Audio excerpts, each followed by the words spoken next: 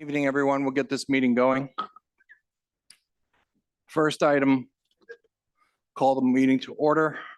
First item on the agenda is approval of the minutes for March 6, 2026.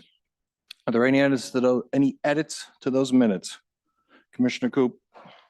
Mr. President, on page 3, I believe it's paragraph 3, there's a vote that was 4-3, but only 6 commissioners are listed as voting. Okay. Who is the missing commissioner? It was me. Oh, thanks for pointing that out. Do you want to be recorded? Were you in the A or the nay? Well, the vote was 4-3, and I made the motion, so I assumed that I was the A. Yes, that's right. I remember. Okay. Are there any other edits? Okay. All right. So can I have a motion to adopt the minutes with the edit so made by Commissioner Coop to the minutes? Moved by Commissioner Coop, seconded by Commissioner Mancini. Any discussion? All those in favor signify by saying aye. All those opposed say nay. Ayes have it. Go ahead, Commissioner Lanfear.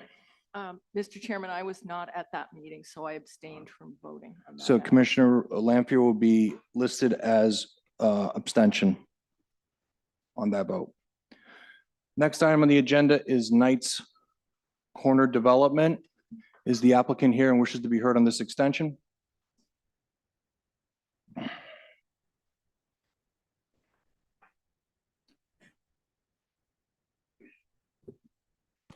Good evening, Mr. President, members of the Planning Commission. Robert Murray, 21 Garden City Drive in Cranston.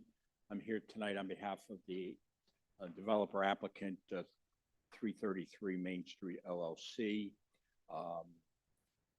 We're here for would be the last statutory extension allowed for the master plan approval that was granted in 2023. We had an automatic 2-year vesting. Last year, you granted an extension, one extension until May 2nd. Under Rhode Island General Law 452339, we would be entitled to 1 additional year. However, the letter that the applicant submitted requested consideration for a 2-year extension until 2020, until May 2nd, 2027. The only reason for that is obviously people have interest in this project. Timing has not been great in terms of the economy, construction, tariffs, you name it. So but we're working with a partner right now towards bringing this project alive. Just in an abundance of caution, I'd ask consideration for a 2-year extension of the master plan. Okay. Are there any questions for Mr. Murray on his extension request? Okay. Does the staff have anything they'd like to state at this point? Yeah, the conditions have not changed. I don't see any reason to not grant this extension. Okay. All right. Unless there's anything further, motion to grant the extension as requested would be in order at this time. Commissioner Lanfear? Mr. Chairman, I move to extend the time frame as requested by the applicant. Motion made by Commissioner Lanfear, seconded by Commissioner Barberi. I got that right? Okay. Any further discussion? All those in favor signify by saying aye. All those opposed say nay. Ayes have it. Thank you. As I indicated, for those at home who are watching this, prior to the meeting commencing, I had a conversation with members of the audience here about the order we would take tonight's agenda. Due to the amount of people here for various zoning board recommendations and the need to have a ruling on these zoning board recommendations tonight, because the zoning board is meeting tomorrow, we will be taking the zoning board of review recommendations first, and then following with the rest of our agenda. So the first item on our agenda is the Praise Tabernacle application. Would you mind, Mr. Murray, do you want to do the LED first? Or do you want to do the youth center first? You should proceed with your youth center then?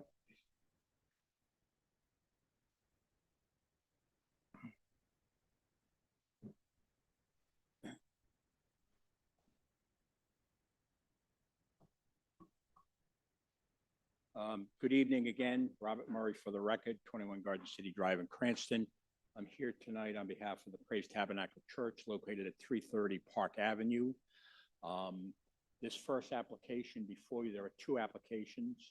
The first one relates to a small structure they want to build on their property, and we are going to the zoning board tomorrow night for some minimal dimensional relief. The second application that you have relates to an LED sign. I'm not involved in that. But with me this evening, first is Pastor David Macquad from Praise Tabernacle. He's here to answer any questions. But primarily, you're going to hear from William Lavery, project manager for Casali Engineering. His office has done a nice job with a brief PowerPoint presentation to run through this project. I understand that you have a long evening, so we're not going to belabor, but I think a quick preview by Mr. Lavery would help, and then we'll be happy to answer any questions, and the pastor is available to supplement. The most important consideration here for members of the public who may be here is this is not a structure being proposed to increase the capacity of the church or to bring more communicants to the property, add to traffic. Right now, the activities that are planned for the youth center are happening inside the church. This church does a lot of wonderful community projects and support for many people in the community. Right now, for the activities involved that we anticipate for this youth center, they're going on in the sanctuary. That means they have to break it down, they have to put it back together. And the intent is to construct this facility just so that they can, for ease of programming. We are not taking away any parking spaces.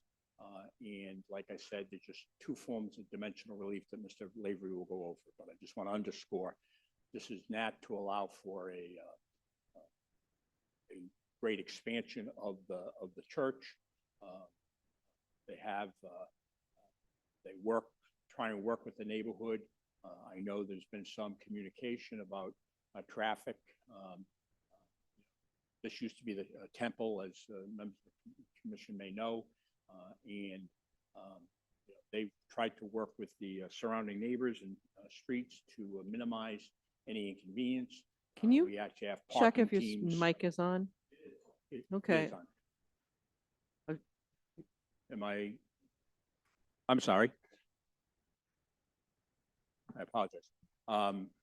We work with members of the church, act as parking as a parking team out in the property on Sunday mornings, for example, to try and make sure that people are not impacting neighbors. So with that said, I'm going to ask Mr. Lavery to come up. Hopefully the mic is working so everybody can hear, and we'll just go through a quick PowerPoint.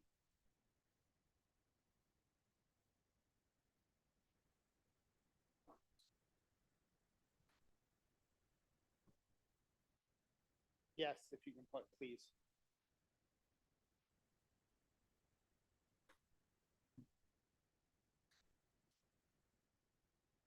Good evening, everyone. Thank you, members of the commission, Mr. Chairman, Mr. President. Bill Lavery, project manager with Joe Casali Engineering.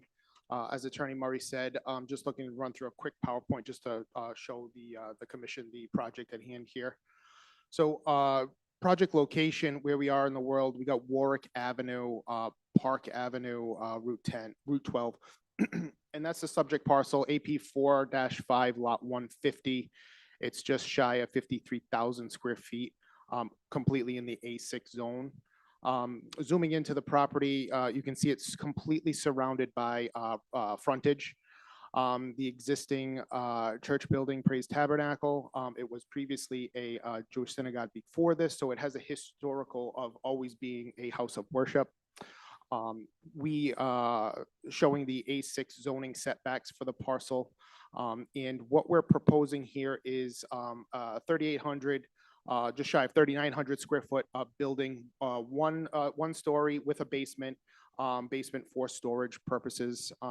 And it's as you can see from the architectural plans done by Studio JBD, that it's just one wide open room for event space, just to be able to get them from using the congregation space and putting it in a separate space for them to handle some of the workings, the youth group meetings, and just more space for them to utilize the existing services that they already do in the church.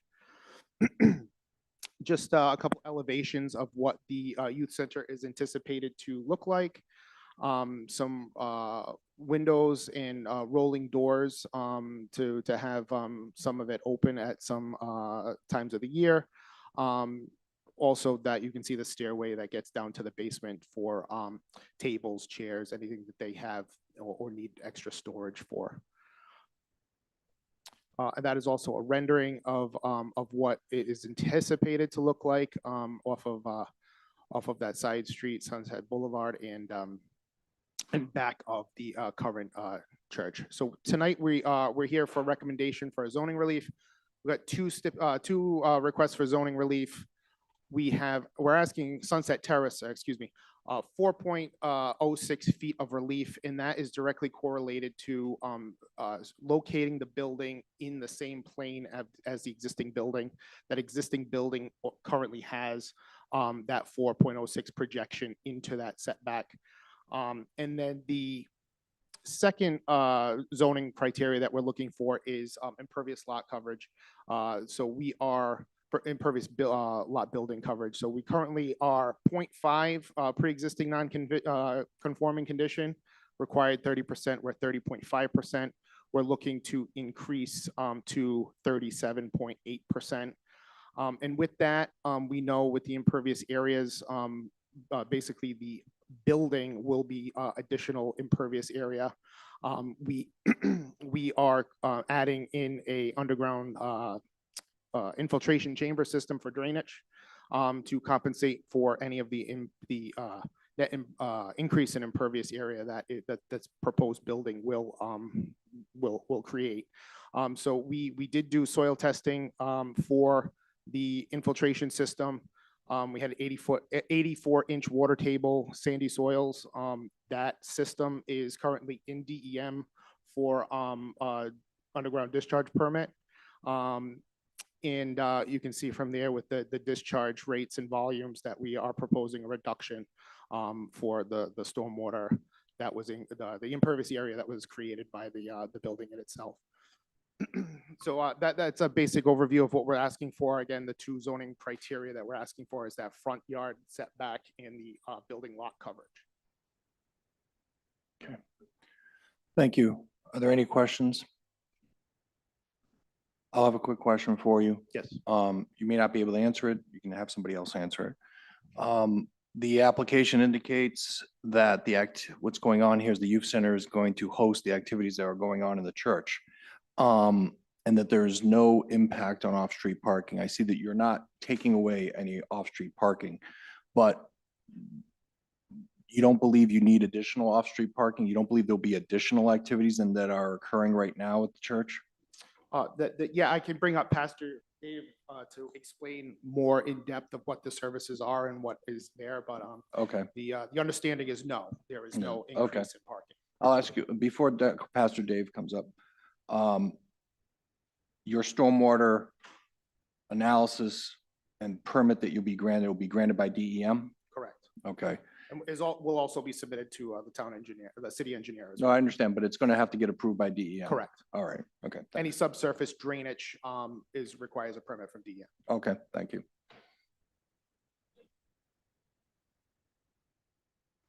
Good evening, everyone. My name is David Marquardt. I'm one of the pastors over at Praise Tabernacle. The primary purpose of the building would be to take what goes on Wednesday nights, which is our youth. We also have a regular attendant service, but our youth meet downstairs, and their facility is at best choppy. It's cut up in a number of different ways. This building would open the door for us to have them, in essence, meet on that Wednesday night. So there's really no additional parking. We're not going to bring in other people. We're not going to, on a Sunday morning, set chairs up in there and display, so we can display the service over into that building. So there'd be no other parking issues, if I can say, or let's put it this way, no additional parking issues. Plus, we also do functions in there. We've got maybe 4 or 5 functions that we have over the course of the year, where we literally take all of our chairs out of the sanctuary, bring in a number of tables, set up folding chairs, have our function, and then have to set everything back up for the next day. This would eliminate that. So that is one of the primary purposes. The other purpose would be to, again, if we have a basement there, the storage would be, is essential for us. As you know, we've got some containers over there. We'd like to get rid of those containers. That actually would add to our ability to park on our own lot. I think we lose maybe 8 to 12 spaces with those containers. So again, that would be a plus. Okay, thank you, sir. Any further questions to the applicant? Okay. Mr. Murray, is there anyone else you'd like to present on the request? No, we'd be happy to answer any of the questions. The only point I want to make with respect to parking, under our zoning code, the parking is based on the number of seats in the church, and we are over parked when you use that calculation. I'm not saying there aren't days when we don't have full parking and people are on the street, but just like many other churches around the city, there are occasions where people park in the neighborhood. But using the calculation of the zoning code, we have, because if you look at the bottom of the screen, we own the property across the street. So it's not just the parking that's affiliated with the church and the new building. They also have parking across the street. Thank you. Thank you, Mr. Murray. All right, at this time, we'll hear from the staff to provide an overview of the application and their recommendation, and then we will hear from the public.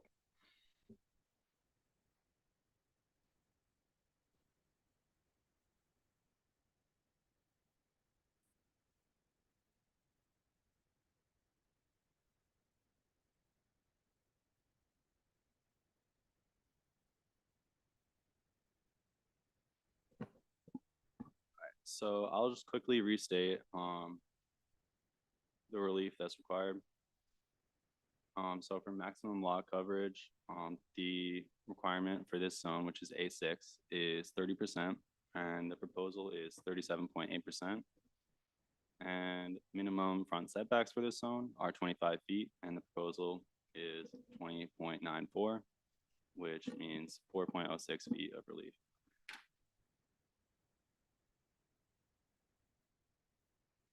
So for the analysis, we looked into consistency with the surrounding area and with the comprehensive plan. And the proposed building maintains the same front setback as the existing building. This creates a more aesthetic and uniform look to the site. In addition, other nearby zones have much higher maximum lot coverages. And as was previously stated, the A6 zone is intended for single-family residential, but historically, this lot has been used for religious uses, which is a completely different type of calculation. And in addition, the applicant stated that net runoff on the site will not increase as a result of new impervious surfaces. Staff also found that the following goals, policies, and action items outlined in the comprehensive plan support the approval of this application, including goal ED3 and policy ED4. And to conclude, we'd like to forward a positive recommendation to the zoning board of review on this application. All right, thank you, Mr. Ray. Is there any questions for our staff, Mr. Ray, on his recommendation and report?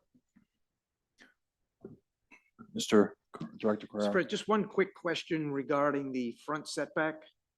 What is considered the front setback? Can you bring up the site plan? Because I thought he put the setbacks on there and it looks like the building's either on or approaching the setback. What's considered the front setback at this location? In this case, it's the frontage on Sunset Terrace.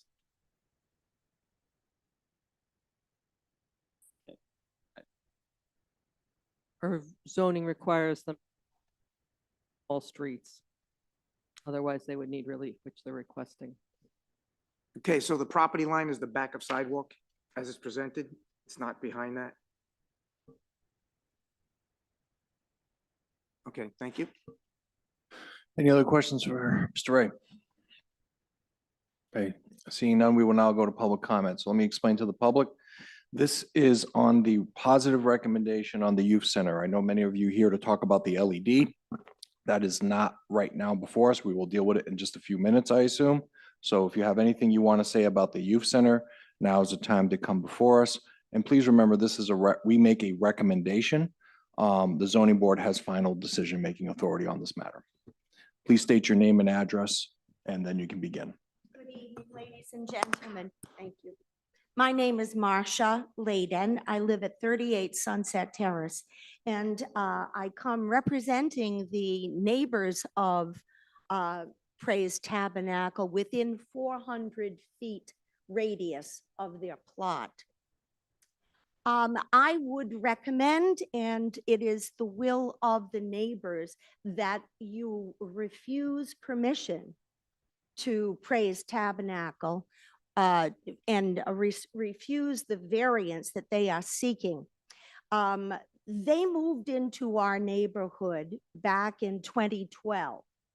By that time, we were an established neighborhood which started at the end of 1940s. I know because my grandparents signed a deed on December 7th, 1941.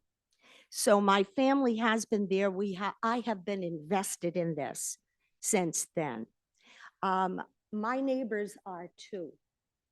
We would like you to say no. I have with me a petition of 41 names. These neighbors, which are in the 400 feet radius, all said, please ask the Planning Commission and the Zoning Commission to disallow this. Not one person in my neighborhood refused to sign this petition, not one. That has to tell you something. We are definitely against the granting of any variance for the church, not because it's a church, of course. It is because they have come in here and they have really not been a great neighbor. I would like to say that, yes, let us maintain the 25 feet setback and also the size of the building. According to the A6 recommendations, it should be covering 30% of the area. This particular proposal is 37 point something. Now, when they moved into the neighborhood, these recommendations and restrictions were already on the books. I would think that when you come in here and you want to put up a structure, you would adhere to the strictures that are already provided. They knew this, but yet they're rolling the dice to see if they can get a bigger building. And I would respectfully, I think that everybody is in possession of this petition, which I sent to Ms. Ashman, and also a letter that I wrote. We would like you to, as I said, adhere to what is already on the books. And then, of course, I will speak a little bit later on about the LED sign. Thank you. Thank you. Is there anyone else who'd like to be heard on the youth center variance? Hello, good evening, Planning Commission. My name is Bridget Graziano. I live at 191 Wentworth Avenue. I am the Ward 1 City Council member for this area. Thank you for giving me the opportunity to speak this evening. I want to begin by saying that I respect the role of Praise Tabernacle that it plays in our community and recognize the positive intentions behind expanding its facilities. However, I have serious concerns about the proposal for this development to take on the responsibility for managing stormwater. Stormwater is not a small or isolated task. It's long-term, technically complex responsibility with real consequences for public safety, environmental health, and neighborhood stability. Concentrating that responsibility within a single development raises several important questions. First, actually, the engineer, answered one question about the capacity. I mean, I haven't seen the full stormwater report, and I understand that DEM will review that, but I think when we're requesting a variance, there needs to be a higher standard and there needs to be a higher condition. This property is asking for a variance to have an increase in impervious surface. I haven't reviewed the stormwater report, so I don't know if that's subsurface infiltration system can handle that capacity. I understand that there's 84 inches estimated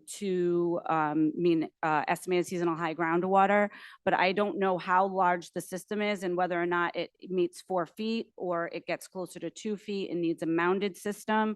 So I'm just concerned about the capacity for handling this system. And this is not something that you just install in the ground and set it and forget it. This is something that you should be reporting annually to DPW and the Planning Commission. I think they should be reporting to you guys annually.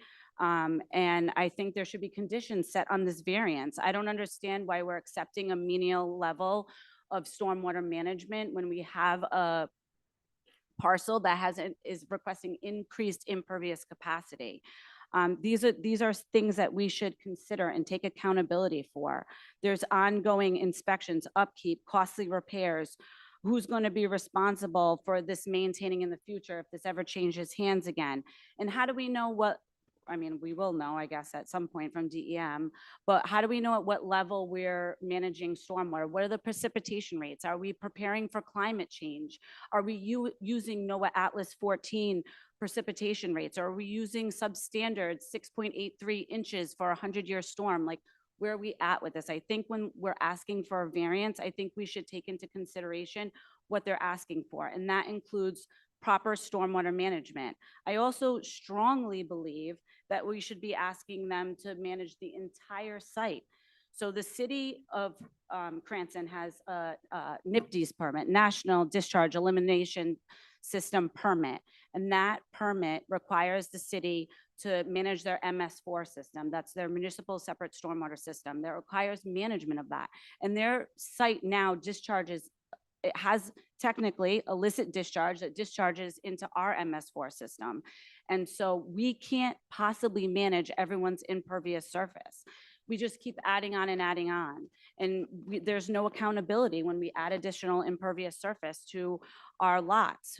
Some of it's going into the town right away. Why should we be responsible for managing all of their stormwater? So I'm actually asking something above this. I'm asking planning, and I will be asking zoning tomorrow evening to set conditions if they do decide to have a positive recommendation that they manage all the stormwater on site.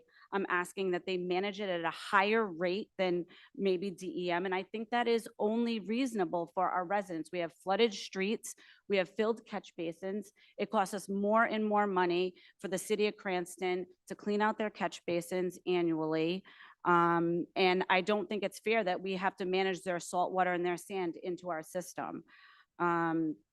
We have the park across the street. There's a brook across the street. If you don't know, there are wetlands across the street. So that's concerning for me with managing stormwater. If the stormwater system fails, it could potentially impact wetland resources. So I did draft a letter. It went to the planning board. You likely have everything. But what I'm asking here is for conditions. I'm urging you to carefully evaluate whether this proposal truly serves the long-term interests of the Edgewood community. Growth and development are important, but they must be balanced with sustainability, infrastructure, environmental protection, and shared responsibility. I mean, some of the things I've mentioned, number one, are managing the entire stormwater on site to stay on site and not to go into the towns right away. I did want testing results for the stormwater system and to know exactly where it falls in the system with the details. I would like the site plan details for the subsurface infiltration system, if it's Caltech chambers. And then I'd like them to add curbing on the existing road to prevent their water from entering into Cranston streets. I support a traffic study and then talking about putting together a parking plan if this is implemented. Thank you. Are there any other members of the public like to be heard?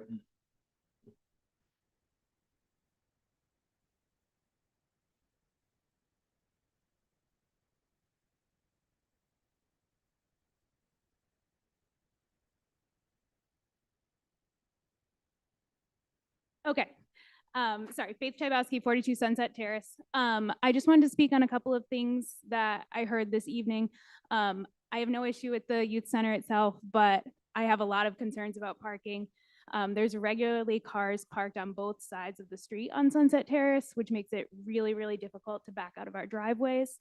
I also just want to note that an effort to be in touch with us, with the neighborhood, I don't necessarily feel that that's been the case pretty regularly. I'm never sure if our street is going to be closed for some sort of outdoor festival or if a horse-drawn carriage is going to block me from getting into or out of my driveway at certain times of the year. And so I would just like some consideration given to the parking before this moves forward. Thanks. Any other further public comment on the youth center variance? Mr. Lima, is there anyone online that'd like to make public comment on the youth center variance?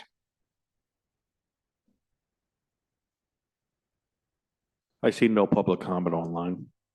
Thank you. All right. Mr. Murray, do you have any response to the public comment?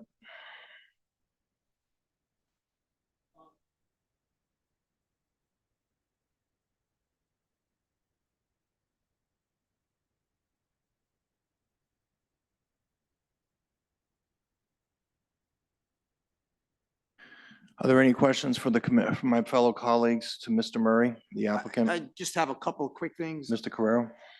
Mr. Murray, they have developed the size for this building, but what did they use to develop that need? If there was any way to shorten this distance to minimize or eliminate the request for those variances, many of the conversations we're having would seem to be not applicable.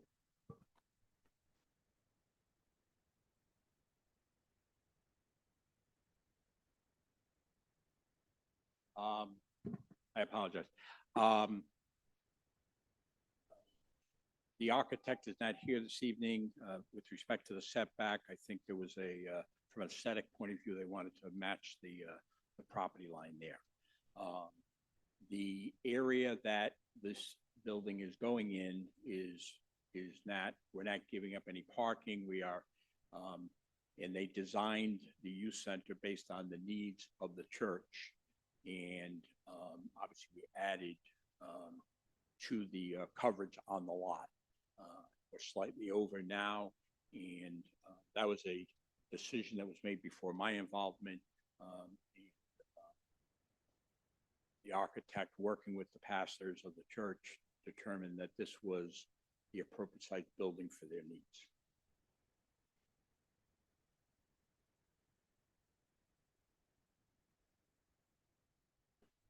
Just through the attorney, if they were to eliminate the need for those variances, would they need to be here or go to zoning and just be able to obtain a building permit without any permissions? Well, the answer to that is no, but the setback variance seems relatively easy to fix. The lot coverage would shrink that building to basically, to basically nothing.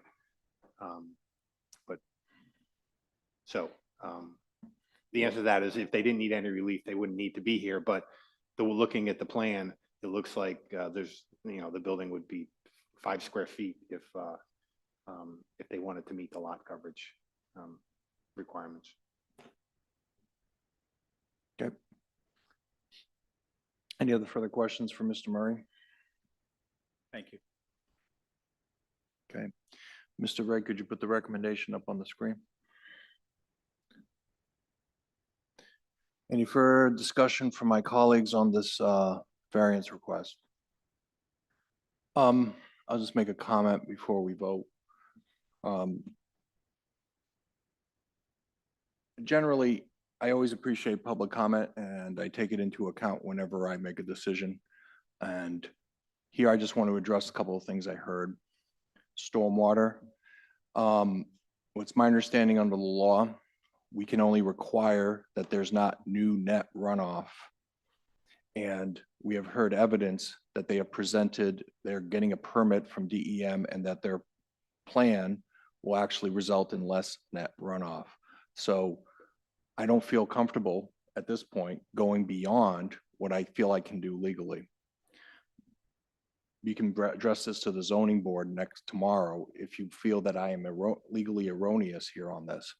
But I don't believe we can go beyond that type of requirement. On the traffic study,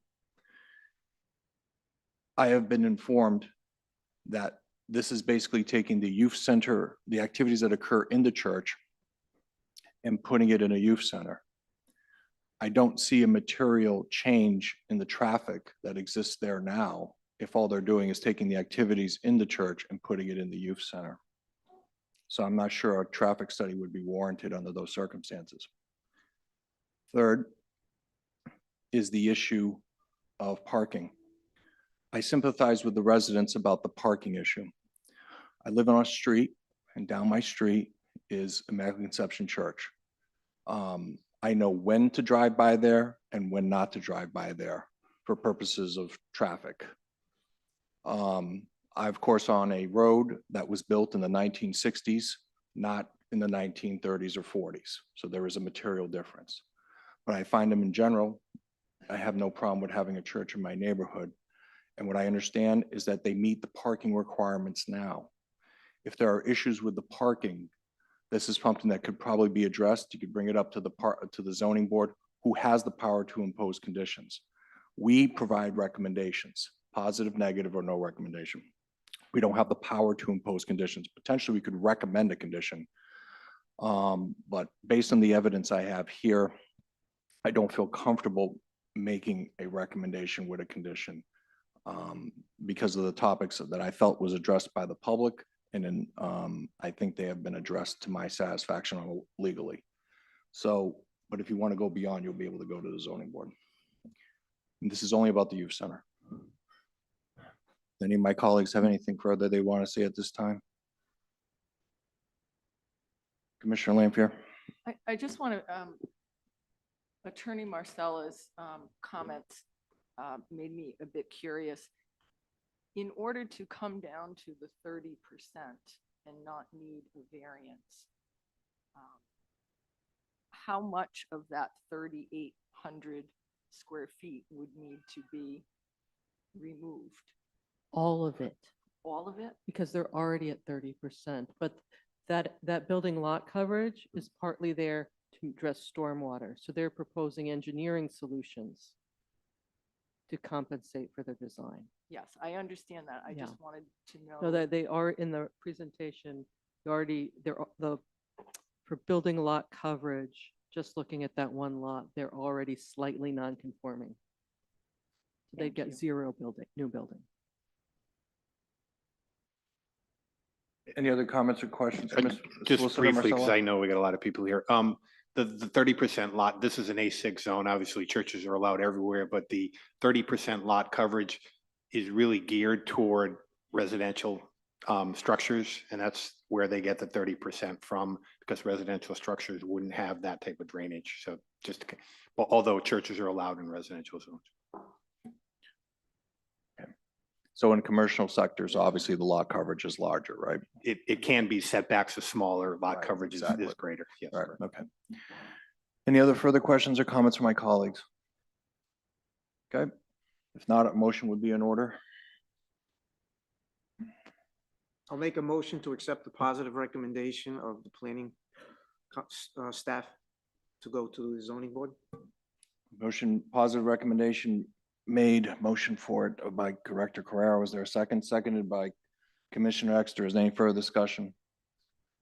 Seeing none, all those in favor signify by saying aye. All those opposed say nay. Ayes have it. Okay. Next, we'll move to the Praise Tabernacle LED message sign. Is the applicant here and wishes to be heard on this matter? Mr. President, as I indicated, I'm not involved in this application, just as a courtesy to the commission and the church. Another attorney, Attorney Flaherty, who I don't believe is here this evening, will not be here, so he will be there tomorrow night. Pastor Macrod can address the issue, and I believe the staff has a handle on the application. So. Okay. Okay, Mr. Murray, as the applicant wishes to be heard, therefore on this LED request. Again, thank you for hearing me on this matter.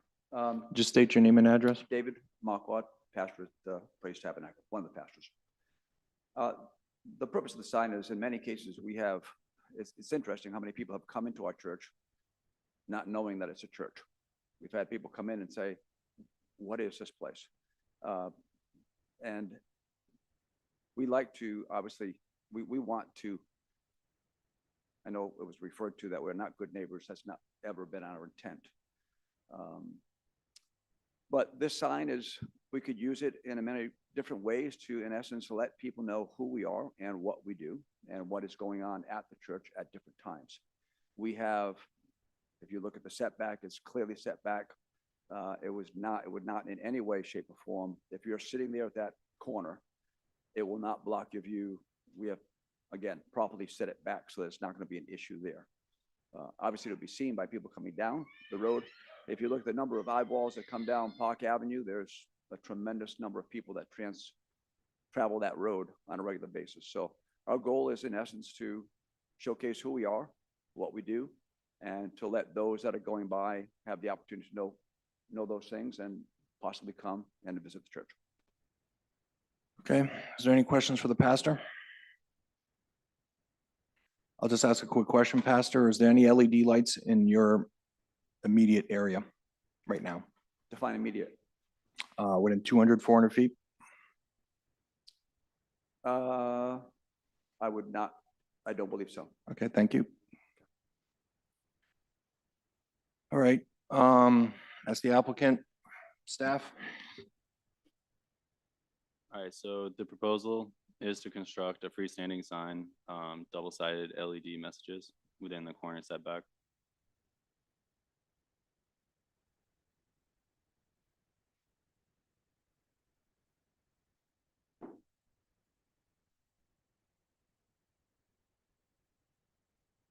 All right, and so the relief that is requested in this application is firstly corner visibility. The sign ordinance requires that signs be 30 feet from the point of an intersection, and this one is 14, or the proposal is 14 feet, which would require 16 feet of relief. And also, signs are not specifically allowed in our sign ordinance in any zone. So the actual variance is just to allow a LED sign.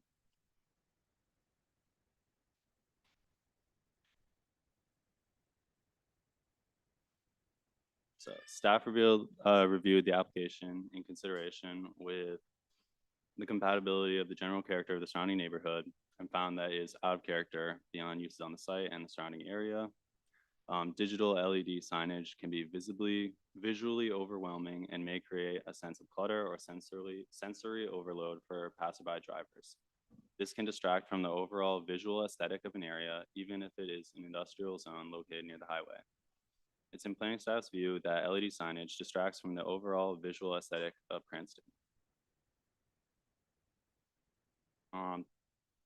The following policies and action items pertaining to commercial redevelopment support the denial of this application, including goal TC1 and policy TC16. And with that, we'd like to forward a negative recommendation on this application to the Zoning Board of Review. Thank you, Mr. Ray. Are there any questions for the staff on their negative recommendation? Commissioner Lampier. Mr. Ray, you noted that it was seeking relief for an additional 16 feet. Mhm. My question is, if that were allowed, would you consider that a traffic safety issue?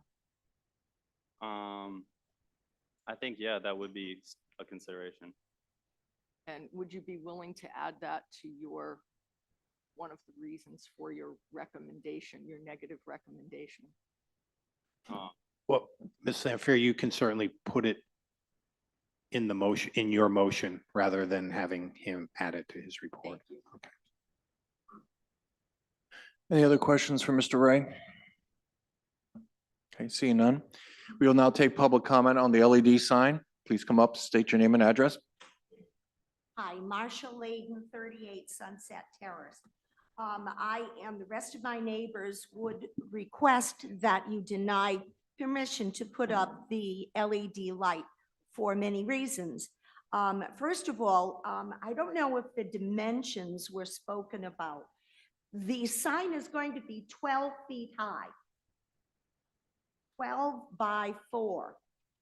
And it's going to be right over here, which will be totally visible and out of context with the neighborhood that it's in.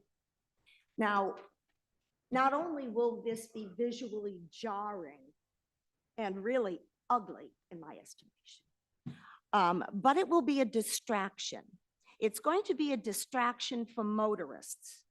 We have right at that particular intersection a crosswalk utilized by the elderly in the apartments at 315 Park. They cross that street and rely on the flashing yellow light to stop and flash red, a steady red light. So many drivers on Park Avenue are used to the flashing yellow light that they don't pay attention. I have personally seen many people almost getting clipped coming through there. It is a terrible, terrible area. It needs a full working light. And the flashing light, as I said, people get used to it. Now, there is another point here that I want to make, and right now I'm nervous, so I'm not thinking straight. But give me just one second. Okay, I think I probably made it. I'm sorry. But my concern is for the pedestrians that will be using the crosswalk, and not only the elderly, but the people of the neighborhood. So I would ask you, this is another distraction. People are going to be stopping to look to see what is Praise Tabernacle advertising this week. So instead of looking at the crosswalk and seeing what the sign, the flashing yellow or the steady red sign is saying, they're going to be reading this LED, which will be on day and night. Thank you. Thank you. Further public comment? Hi, Faith Chybowski, 42 Sunset Terrace. I submitted a letter that I was going to read, but my daughter ate it. So I'll just briefly summarize.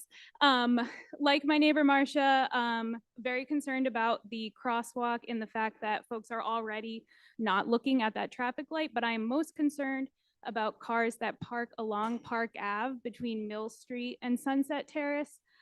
When cars are parked in the breakdown lane there, it's nearly impossible to see to make a left from Sunset Terrace onto Park Ave.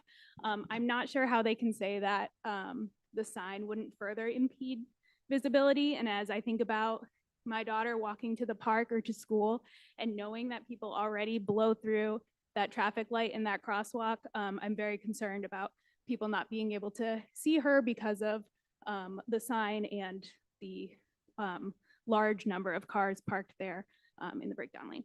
Thanks. Anyone else would like to make public comment on this matter? Bridget Graziano, 191 Wentworth Avenue. Thank you for giving me opportunity to offer my opinion. I am recommending that the Planning Commission issue a negative recommendation. So I'm here tonight to discuss the potential impact of the LED signage in the Edgewood neighborhood of Cranston, particularly how it will affect the character of this unique area and raises concerns about safety at such a busy intersection. Edgewood is not a commercial strip or a high-intensity corridor. It's a mixed residential neighborhood defined by tree-lined streets, historic homes, and small locally owned businesses that serve our community. The character of Edgewood is quiet, walkable, and cohesive. Its identity depends on balance, where modest commercial activity exists alongside residential life without overwhelming it. Introducing LED signage, especially digital or illuminated signs with changing displays, risks disruption of that balance. Unlike traditional signage, LED signs are inherently attention grabbing. They introduce brightness, motion, frequent visual changes into an environment that has been historically static and subdued. This shift may seem minor in isolation, but over time can fundamentally alter how the neighborhood feels, particularly at night. I have personally seen the effects of the LED signage located outside of Shriners for roads in the Patuxent, which was illegally installed and will likely come before you. I welcome staff and board members to visit that site before making any positive recommendations. The effects on the community's character and the ease to see day or night, but the effects at night are vast. Homes have impacts for light encroachment, and the darkness of this overall area makes the signage so much brighter. The lack of background lights increases the impacts in the evening night hours, increases light pollution, visual clutter, and distraction that can erode the sense of calm and the residents' value that they expect. Has the commission or any of the boards requested a photometric plan? Have there been any measurements in foot candles or lumens cast out into this residential area? The sign isn't comparable to the sign in the village as one of my counterparts mentioned. It's 12 feet tall, so I'm 5'3", so think of like 2.5 more of me. It's extremely large and does not meet the character of this area. I would also like to note that Roger Williams Park is an adjacent area and they have reasonable signage, and there is a zoo and a park that have events all the time, and they have not come before anybody in this city to request that type of signage. Additionally, people go into that park area. I don't know how often you all drive through, but they go in there to relax, see the wildlife, have a picnic, walk their dog or their cat or whoever they decide to bring with them. This is also, there's a question of precedent. Allowing LED signage in this one location can make it more difficult to deny similar requests in the future.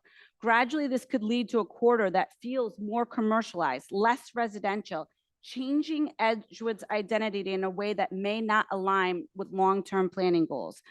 I've actually requested this information from the city assessor. And just to let you know, because this is the way I did it, Ward 1, so I just did 02905, has 28 exempt parcels. That's 9 churches with 28 parcels. All of those could come before you and request an LED sign. And to go even further, I requested it for the entire city. In the entire city, there's 900 exempt parcels that are related to religious exemptions who also could come before you and ask for this very signage in all different types of neighborhood. If this waiver is granted in a quiet historical neighborhood, what would be the reason for not granting other similar waiver requests? Is this the type of neighborhood we want to be designing? I personally have trouble when businesses have flashing decorative windows with lighting. Specifically, just even Park Ave and Warwick Ave intersection distracts me every single time I drive down it. And that's just the businesses that have like the little flashing lights. Equally important is the issue of traffic safety. Near the area of Park Avenue, adjacent to Praise Tabernacle Church, already exists challenges, specifically at the intersections of Community Drive, Sunset Terrace, and Mill Street, where they intersect with Park Avenue. There's a documented pattern of accidents. In 2023, there were 5 accidents. In 2024, it increased to 7 accidents. In 2026, there were 11 accidents. And these numbers are actual data pulled from our city. Has the traffic engineer been asked to weigh in on this? Is there any type of study being completed? This upward trend is absolutely concerning. It shows that this is not a static issue, but one that already be worsening. These intersections require driver attention, quick decision-making, and awareness of surrounding traffic, pedestrians, and turning movements. Introducing LED signage into the area raises legitimate concerns. Digital signs are designed to draw the eye, and studies have shown that driver distraction, even momentarily, can increase the likelihood of accidents. At a location with an existing increasing pattern of collisions, adding another potential distraction that could exacerbate an already sensitive situation. This is especially concerning in a neighborhood setting where there's pedestrians, cyclists, and family mixed in with daily traffic. The margin of error is smaller and the consequences of distraction can be more severe. This area is also home to Parkview Middle School, where buses drop off at Dells, even from Providence private schools, where kids are walking from 1:30 to 3:30 or longer. I am sure there are many more, and I'm just touching upon that one bus stop in Parkview. Additionally, we have school games. Specifically, there was one tonight that I was at right before I came here, where there's kids, parents, and families with increasing traffic, pedestrian activity, which gives me pause for adding an LED sign that creates distracted drivers. Want me to wrap up? To be clear, this is not an argument against all signage or any local or religious institutions and businesses communicating with the public. It's about scale, context, and appropriateness. Traditional, non-illuminated, or softly lit signage can meet communication needs while preserving the neighborhood character and minimizing safety risk. Additionally, in 2026, the social media platform is huge, and it's hard to make an argument that this type of signage is required or needed. While I commend Praise Tabernacle for being part of our community and making it better for children, family, and other parts of the community, I would ask them to maintain a good neighbor status. Adding the signage is not what the community wants to see. Changing their small neighborhood. I'm asking they continue to be a good neighbor, be part of our community, but this is not how it's achieved. In closing, I argue that the board carefully consider how LED signage aligns with Edgewood's identity and existing conditions at this intersection. Protecting our neighborhood character and prioritizing public safety and core responsibilities of thoughtful planning. I want to ask why these signs are prohibited in the city of Cranston to only be then permitted with a waiver. If there are no impacts from these signs, these would not be prohibited at all in zoning districts. Decisions like this may be incremental, but they shape the long-term trajectory of our communities and will change our community and not for the better. Please consider issuing a negative recommendation and maintaining the character of our Edgewood section of Cranston. Thank you. Next, any further public comment? Okay. Is there anyone online that would like to make a public comment on the LED sign? Housing Works, all right. Please proceed. Housing Works, RI.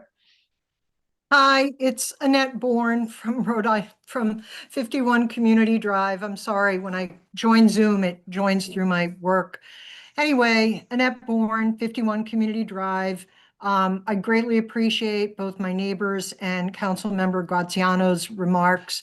The strip of Park Ave that is being discussed right now is really very challenging. Our neighborhoods are really constricted by the back end being Patuxent River, and our front end, our only exit out of our neighborhood is Park Ave. It already makes the left turns, particularly coming out of our neighborhood, going toward Praise Tabernacle, very challenging. I hope that you have all received the technical report that was written by Jonathan Stevens. He mentions the light pollution that I fear would be very detrimental both to the park and particularly to the older residents of 315 Park Ave. Thank you for mentioning the crosswalk. I hadn't even thought about that. That's in itself a danger. And then in terms of children in that area, Ocean State Kids Club is also just down the street.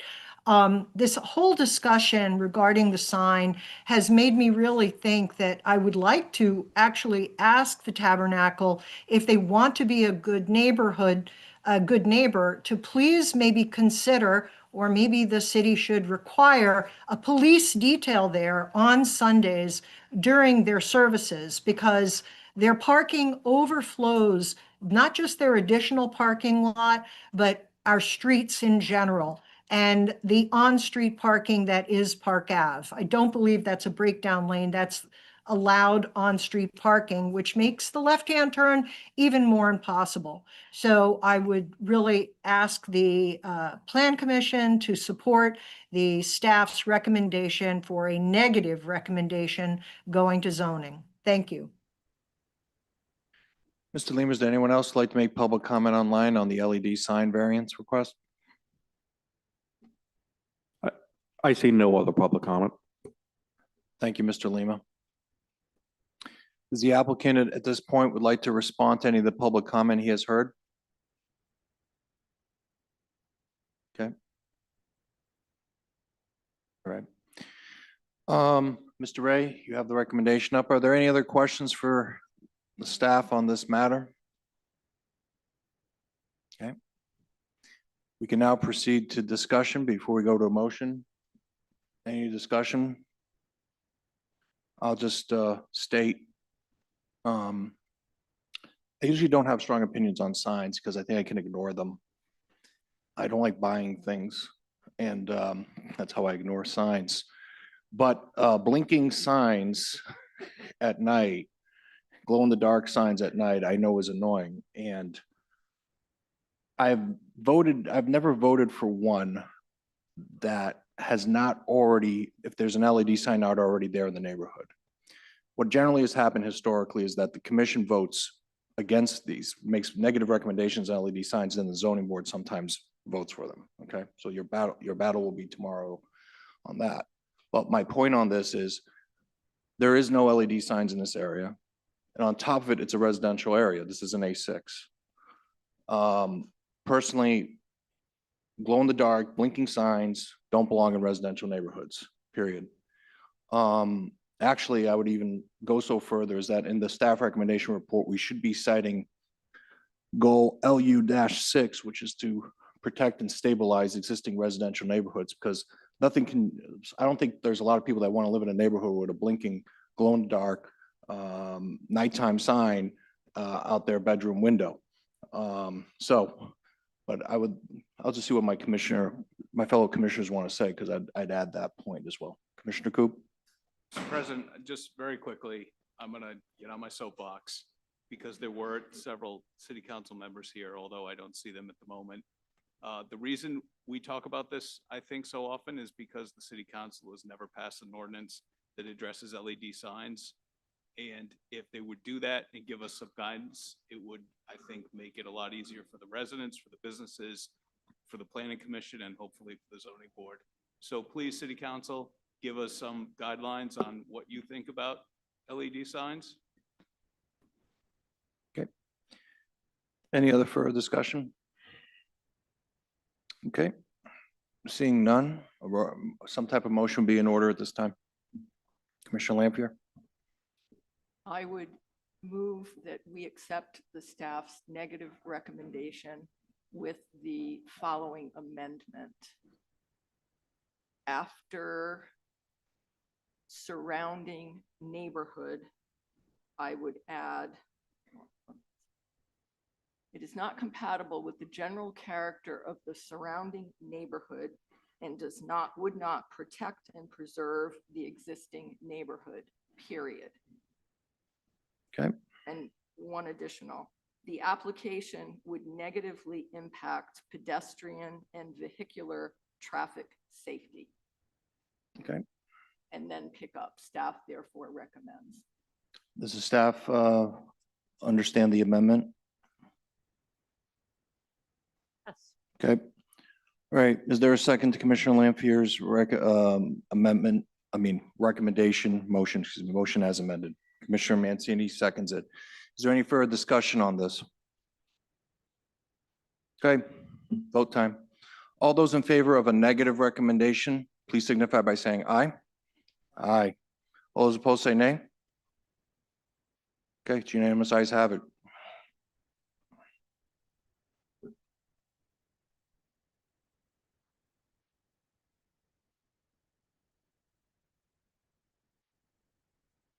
Was Commissioner Mancini.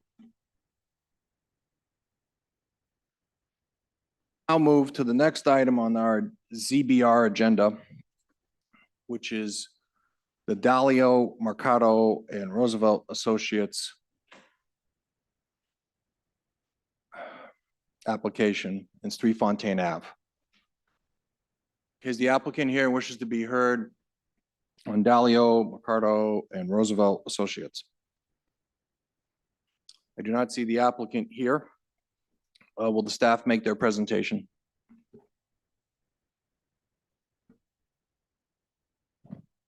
All right, so the applicant has applied to the board for permission to leave an existing 2-family dwelling on an undersized lot, which is 3,200 square feet, previously merged by zoning at 3 Fountain Avenue, and to construct a new single-family dwelling on an undersized lot, previously merged by zoning.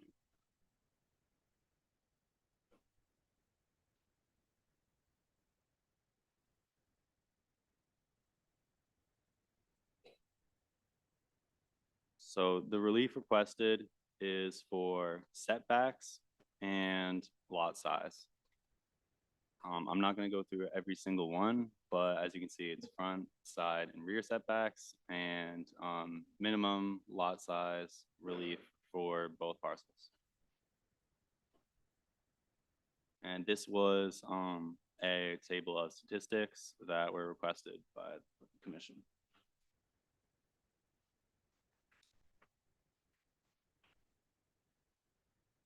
So we reviewed this application for compatibility with the general character of the surrounding neighborhood and found that it is out of character. A study of Laurel Hill's historic development and character shows that small lots are typical in this neighborhood. The area was originally platted with 1,600 square foot lots for the residential side streets, which enabled the neighborhood to have a range of lot sizes on each street. As seen in the historic zoning map below, single and 2-family residences on 3,200 square foot lots are in the vicinity, so the proposed subdivided lots would not stand out as unique. 6,000 square foot minimum lot size zoning was adopted in 1966, causing many of the existing buildings to be non-conforming with zoning. This mismatch between historic density and lot size and current zoning is sizable.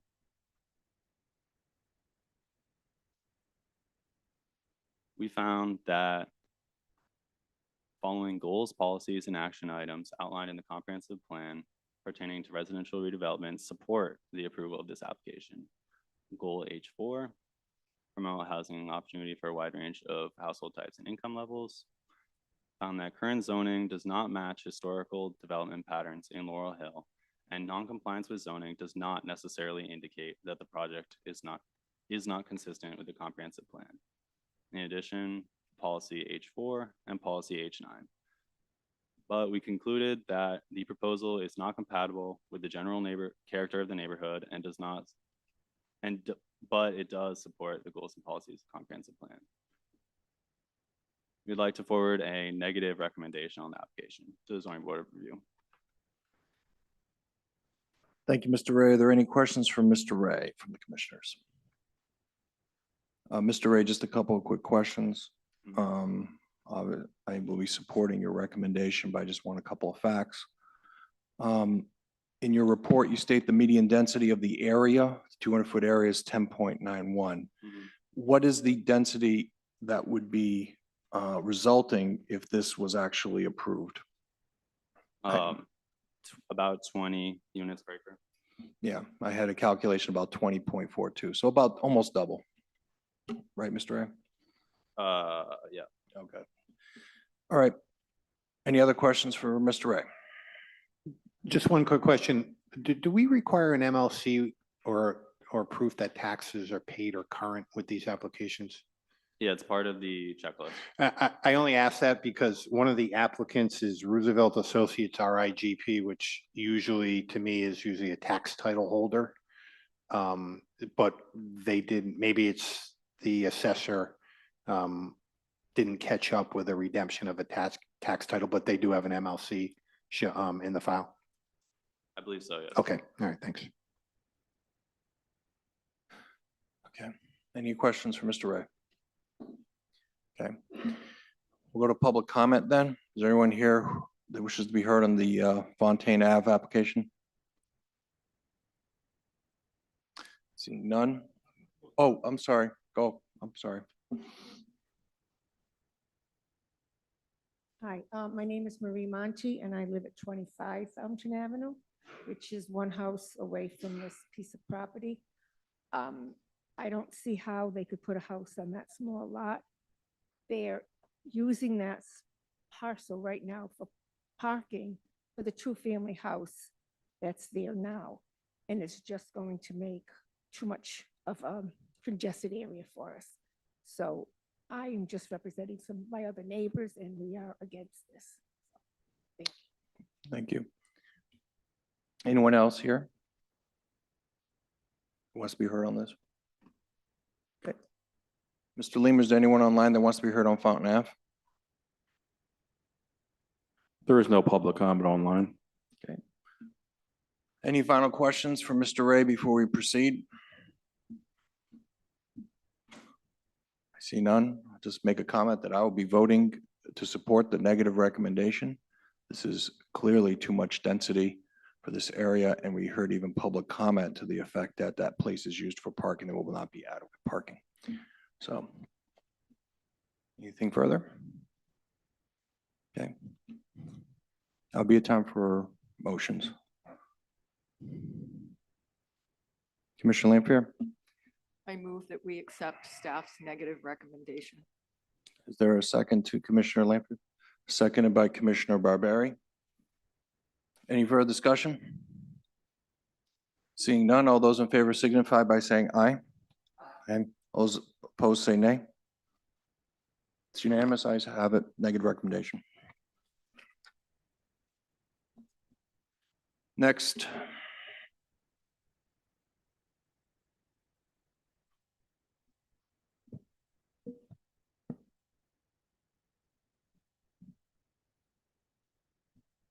Is the Ritchie application for 66 Clements Street, I believe.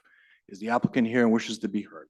Good evening, council members. Attorney Dane Ardente for the record on behalf of the applicant, 0 and 66 Clement Street. This is our request, our request tomorrow before the zoning board, which is before you tonight, for permission and relief to leave a currently existing two-family dwelling on an undersized lot with reduced setbacks, and to construct a single-family dwelling on an undersized lot that will be administratively subdivided pursuant to the lot merger ordinance with reduced frontage previously merged by zoning. This is a somewhat straightforward application. I'm happy to entertain any questions, but essentially what we're looking for is to obtain is relief from the minimum lot size of 6,000 square feet and the proposed size of 5,268 square feet. For the minimum lot size, I believe for the second lot, it's 8,000 required for two-family, and we're proposing 2,624. And we're requesting relief on a variance from the merger provision.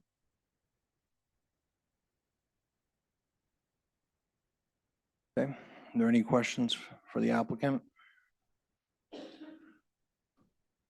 Just so I understand, there's right now a two-family building on this lot, That's correct. Yep. right? And so you want to add a house to the approximately, what is this, 10,000 square feet? Yeah, I think 10,500 it's about 20. altogether? Okay. All right. If there are any questions for him anymore? Okay. Mr. Ray, could you make your presentation? All right, so as previously stated, the application is to leave an existing two-family dwelling on an undersized lot and to construct a new single-family dwelling also on an undersized lot.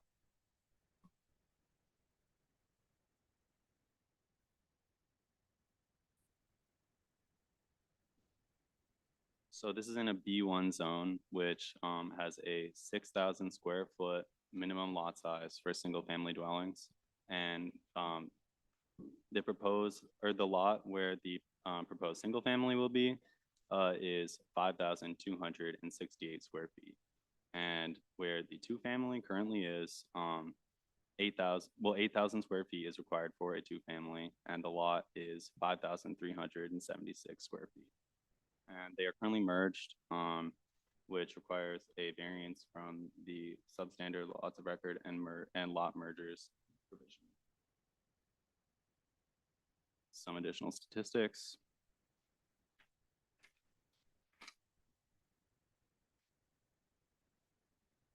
So the applicant is requesting to build a new single-family dwelling in a B1 zone, Thornton, and the neighborhood median lot size in the Thornton B1 zone is 5,000 square feet. The subject lots, which are 5,268 square feet and 5,375 square feet, fit the general size of lots in this area. Planning staff also conducted a lot size analysis of the surrounding area, and the median lot size in the 200-foot radius is 5,570.5 square feet. This is only marginally larger than the subject lots, and this also means that they are not automatically exempt from the merger provision, but it shows that they are pretty compatible with the neighborhood and the way that the area was originally platted. And as highlighted in this image, the whole block is full except for that one lot.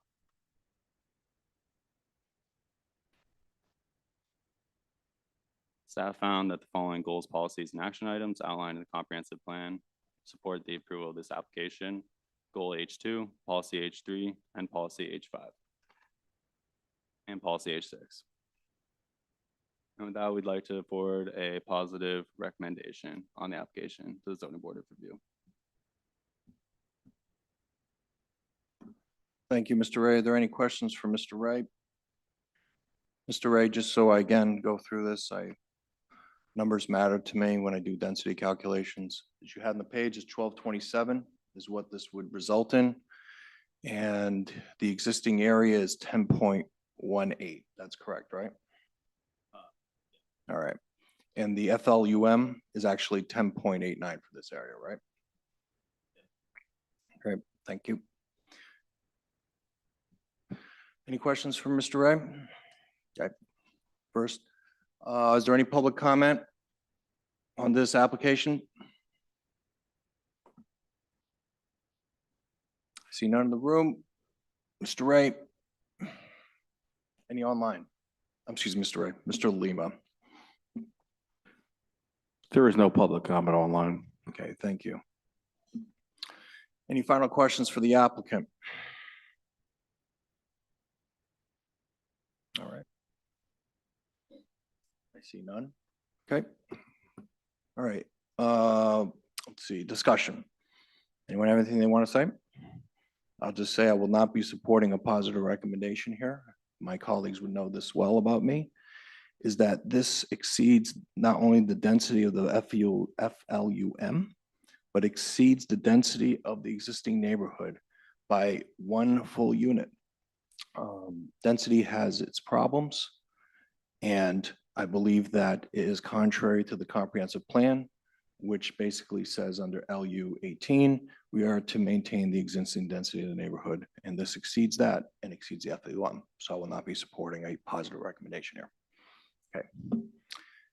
All right. Anything else from anybody else before we have motions? Okay. Go ahead. Motion to accept the positive recommendation. Motion to accept 27. positive recommendation made by Director Carrero. Is there a second Director Carrero's recommendation? Second by Commissioner Coop. Any further discussion? All those in favor of having a positive recommendation signify by saying aye. Okay. All those in favor, all those opposed say nay? Nay. Okay. So I believe it's a 4-3, and I believe the 3 in the negative are Commissioner Exter, myself, Commissioner Lanfear. Those in the positive are Commissioner Barberi, Director Carrero, Commissioner Mancini, Commissioner Coop. Okay? All right, that's it for you. Okay. Next is Rose Marley, which is about a sign, but a non-LED sign, 529 Reservoir Ave. Is the applicant here and wishes to be heard on this matter?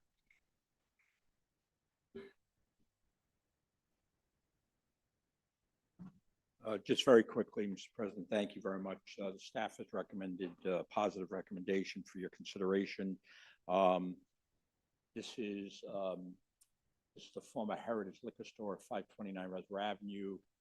New owner has changed the name of it to the Rhode Island Wine and Spirits, and is seeking permission to install 2 wall signs on the east and south elevation. Each of those signs, including the anchors, comprise about 106 square feet. In the C4 commercial zone, you're only allowed a total of 30 square feet, which we've discussed many times is probably not realistic. But so we're seeking relief from the zoning board to install those 2 signs on the recently redone entire facade of the building. I just want to note on page 4 of the staff report, it inadvertently says the applicant proposes 2 freestanding signs in the paragraph. You may want to just correct that for it's 2 wall signs. Be happy to answer any questions. Any questions for Mr. Murray? Director Carrero. I just want to say a couple of things. I know they're requesting only the building signs, but this is one of the most egregious LED signs that we have in the city of Cranston right now that's out there because they run movies. They're supposed to have static signs, changing no greater than 30, within every 30 seconds, the one they have out there. So based on what they currently have on that site, I cannot have a positive recommendation for this.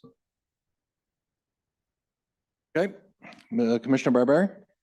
I just want to add that I was on the zoning board when we talked about that sign, and that sign was never supposed to have any kind of running shows or movies at that time. Was not supposed to do that, and they ignored that. And so I'm hesitant in even voting to anything approval right now based on what they've already done to the city and ignored what they did back in zoning for those movies and the LED sign. Where's the solicitor? I think we need the solicitor.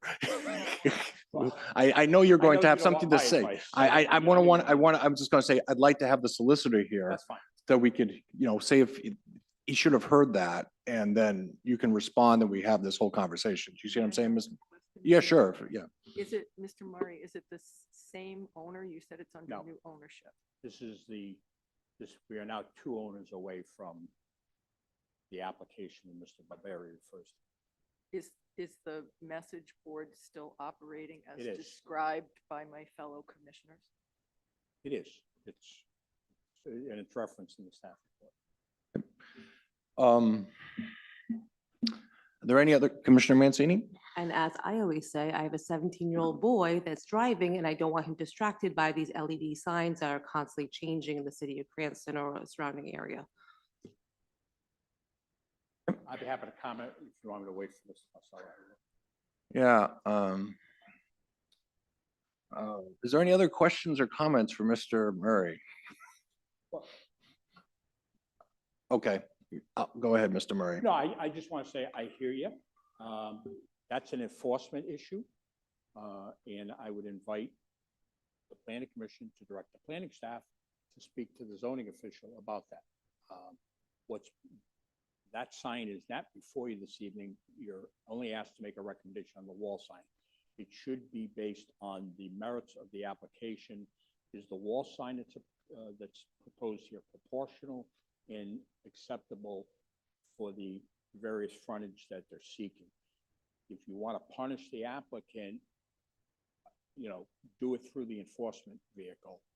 I don't think it should be, if Mr. Carrero has strong feelings about it, doesn't want to support the recommendation, that's fine.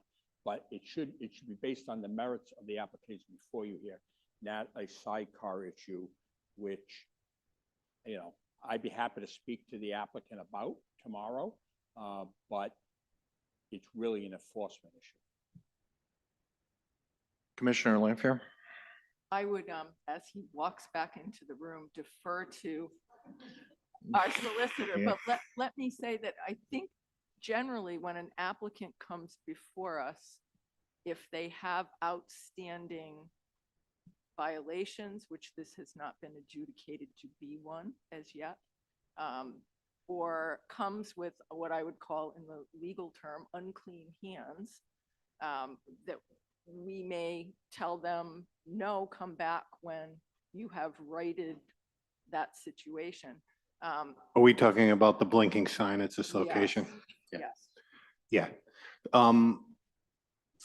First question, I guess, for Bob, and I can certainly do the research at the zoning board, was if there was any conditions of approval on that sign when it was approved. That I don't know. However, if the applicant is here requesting relief on the property, certainly can, since it is signage, you certainly can add additional conditions for all signage on the property if you wish, or a recommendation. So it would be we could, in your opinion, make a recommendation, and as part of the recommendation, whether it be positive or negative, whatever it is, but a condition of something on the LED, the existing signs there. Absolutely, because it involves signage on the property. They're asking for additional signage relief, which relates to that first signage, but it would be an enforcement issue if they already have conditions on that, like we have on all the other signs. That was, but if they don't have conditions, certainly the zoning board can add those, which I'll have to check tomorrow. Director Ashman? The original sign permit does have conditions that there should be no motion. They are in violation and have consistently been in violation. I was a little confused by this application being just for the wall sign. And on the wall sign itself, I just want to comment that because the 30 square foot sign faces two different directions, you never see all 60 feet at the same time. So visually what they're asking for in this variance request, I think, is reasonable, but this request came to us without any mention of the electronic sign that's also on the property. My question to you is, if it's a new owner, why is that, do they not have to apply for a variance? No, the variance runs with the property, Okay, so the new so- owner would not have to. It is, in my opinion, the worst sign in the city of Cranston, but by far. I don't even notice it. I just drive right past it. I know, because you don't buy anything, Steve. So you could condition this approval on removing the violating sign? Well, we'd have to go to Superior. It would be an enforcement issue if there's a condition. So they are two separate issues.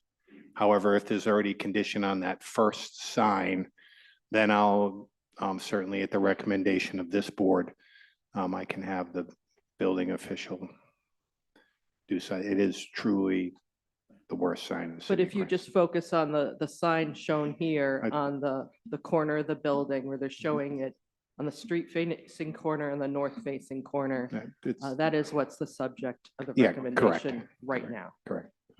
Commissioner Lanfair?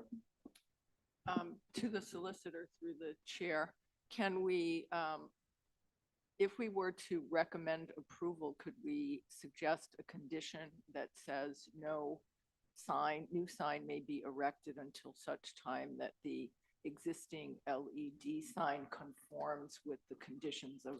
I would say approval? no. No, because there's been there's no outstanding violation right now. Okay. Any other questions for Mr. Murray?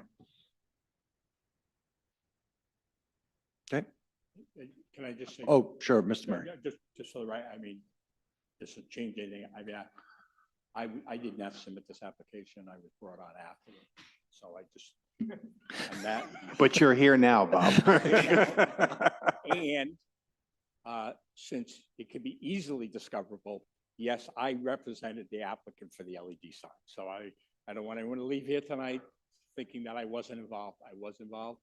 I'm at the other end of Reservoir Avenue and I don't travel that portion very often, so I'm not aware of what Ms. Mancini cites, but I can assure you before 6:30 tomorrow night, I will have a discussion with the applicant.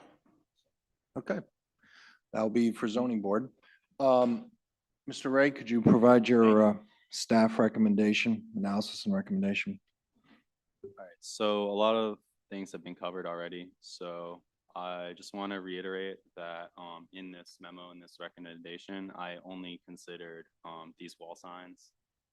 I did not consider the existing freestanding sign.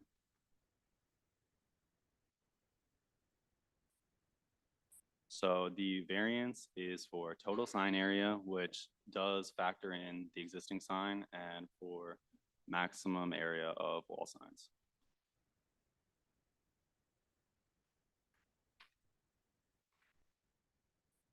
So we reviewed this on consideration of compatibility and found that it does not impose undue nuisances and it's not out of character. And we also found that signs should be appropriate for the scale of the site and the building that they are advertising. The building is very large, and which requires larger signage, especially considering what Director Ashman said about the different directions. And the proposed signs are similar in size to the existing signage. In addition, the total sign area relief is minimal, and the applicant only exceeds the requirement by 25 square feet. Found the following goals and policies outlined in the comprehensive plan support the approval of this application. Goal ED2, policy ED15, and policy ED24. With that, we'd like to forward a positive recommendation to the zoning board of review. Thank you, Mr. Ray. Is there any questions for Mr. Ray? Okay, seeing none. Public comment. Is there anyone here who'd like to make public comment on the sign application?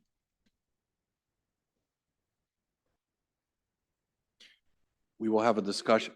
If you want to come make public comment, just come make public comment and state your name and address. Katie King, 1389 Hope Road, Hope, Rhode Island. I just don't understand why there's been no enforcement when it's been clear that it's been going on for some time.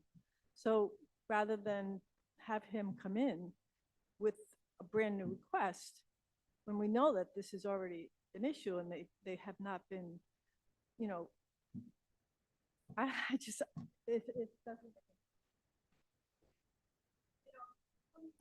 You have to, if you want to speak. Okay. All right. Is there anyone else who'd like to make public comment in the room? Okay. Mr. Leamer, is there anyone online that would like to make public comment on this application? There is no public comment online. All right. Mr. Murray, you have anything else you'd like to add? Okay, this is now, any last questions for Mr. Ray? All right, I just have a question for the solicitor. At one point, Solicitor Marcello, you said we could put a condition on the recommendation, but that when Commissioner Lampier asked about a particular condition, you said that was not possible. Yeah, so the conditions I was talking about was if there were no conditions on the original approval, could you add a condition regarding change rate, the normal things that we do? Her request was to make it a condition to stop changing the sign you have to stop changing the sign unless I misunderstood. And you don't get to put up your new sign until you stop running the movie theater on your old sign. Yeah, go ahead. Maybe I misunderstood the question. No, that was close and maybe I misstated it, but my condition was that they not be allowed to construct the new sign until such time as the conditions of their LED sign approval were complied with. Whatever those conditions were. The problem with that is for a day, for an hour. In other words, if you want it, well, once the sign went up, there would be no enforcement. There would be no way to take the sign down after that. So I would, you can do whatever you want. I don't think the zoning board would do something like that, but you certainly could ask them to do that, but I would recommend against it because again, the length of compliance, you're not specifying the length of compliance. So are you saying that the building official has to go there and look at the sign? It's in compliance for 5 minutes, then he can issue the building permit, and then tomorrow, when they get the CO, they can go back. In other words, that's the practical I aspect of that. understand that that's the reality of the situation. Yep. I think that I share the frustration about when any authorized body issues an approval with conditions and the applicant does not comply with those conditions. And I agree, we can't have someone riding by every single day and checking every single day. There's always the hope that someone who gets an approval is going to make their best effort to comply with the conditions of that approval. But none of us can wave the wand and make that happen, unfortunately. Okay. Right. Mr. President. Go ahead, if I Mr. could Commissioner. Jump in real quick. I don't feel comfortable recommending approval, hearing that the last sign that was approved is not being operated properly, but we're not an enforcement body. Mhm. We're a decision-making body. We don't have the enforcement authority. The zoning board is a lot closer to the enforcement. The zoning official controls the enforcement arm. I don't know if they're an enforcement body, but they're a lot closer than we are.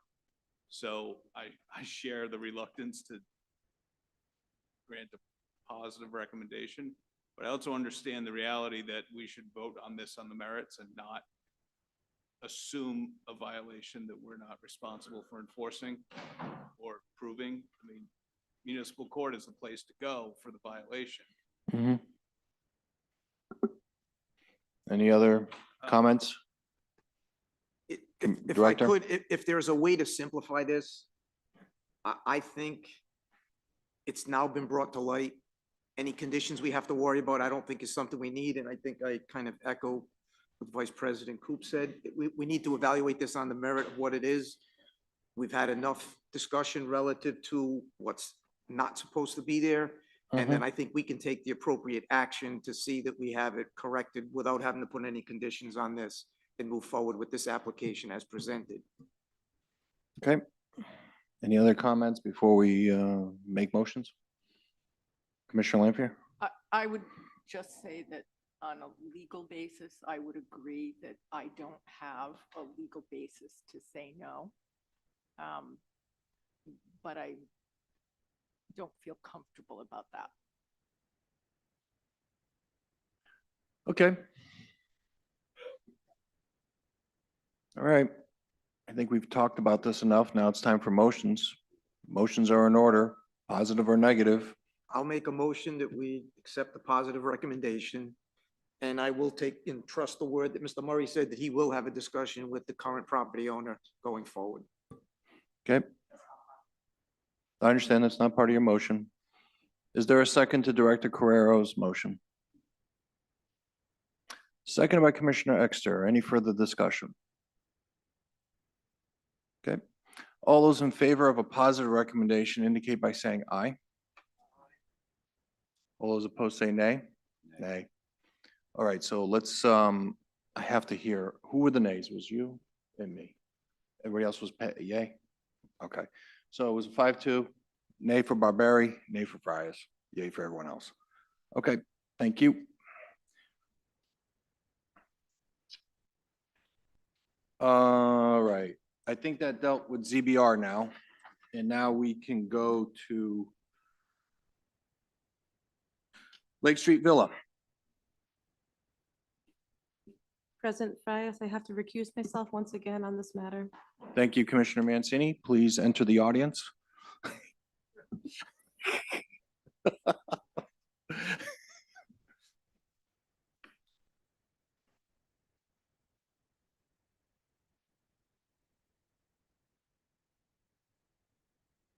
To set the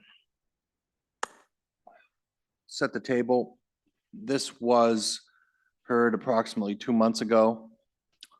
A motion to approve deadlocked on a 3-3.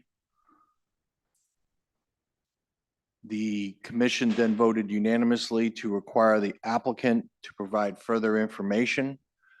I think it was basically, remember Commissioner Lanford can remind me, it was something of the engineering plans and also some sort of stormwater management. Solicitor Marcel, I assume Commissioner Coop has reviewed the video? He did relay that, but if you could put that on the record. Yes, I did watch the video of that meeting. Okay. So at this point, we will ask the applicant to come forward and just basically state, make his presentation if he has anything to talk about the new things that he put forward, and then we will take public comment. I will ask that the public keep not to repeat themselves from last time and just bring up new points or address the new materials that the applicant came to us. We've all heard that, what you said before. Okay, please state your name and address, sir. Siddiq Davies, 289 North Main Street, Providence, Rhode Island, 02903.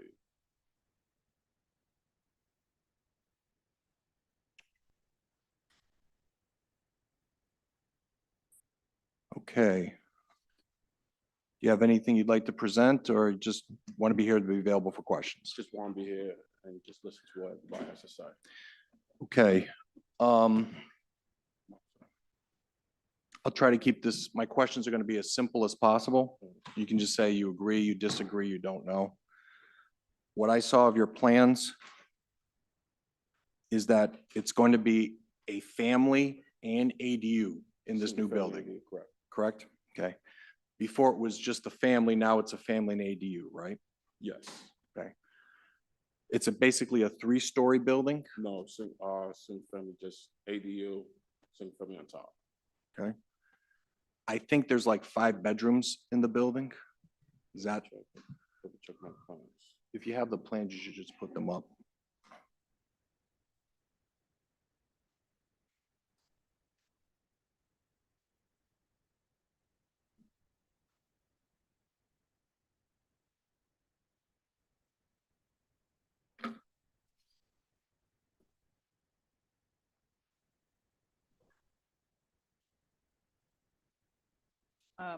I can pull up the building plans here. Okay. I'm also seeing it too. Actually, what I probably could do is to make this easier, I may just ask questions of the staff. And then, if you think you hear something, the staff says that you don't agree with, you can come up and Sounds say good. something. Is that a little bit better? That works perfect. Okay, thank you Thank very you. much. Is there any questions for the applicant before we get to the staff recommendation?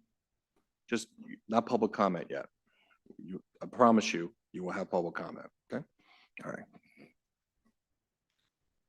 All right, staff, could you make your, I'll just ask a couple of questions here. It looks like it's 5 bedrooms, is that right? That is correct. And the driveway looks like it fits about 2 cars. It's like 14, what is it, like, I think I looked at the plans for the driveway and it would fit 2 cars. Which would be sufficient for the proposed use. Right, no, I just wanted to Mhm. clarify. Correct. And on the storm management plan, it's a proposed 1,200-foot drainage. Like the drainage takes care of 1,200 feet. That's what I recall from the plan. Like just go up there a little bit. Like it says the impervious surface is a total of 1,450, Right. right? And then it has like the 2 8x12, what do they call those things? Swells? Vegetated swales. Swells. I thought they handled a total Again, there it is, 1,200 square 1,200. foot, Correct. right? That's what it says. That's what it says. That's your understanding as well. Okay. Okay, so what I see there is the impervious exceeds that. Okay. All right, since the applicant's already made his presentation, you can start with yours when you're ready. President, if I may. Yep.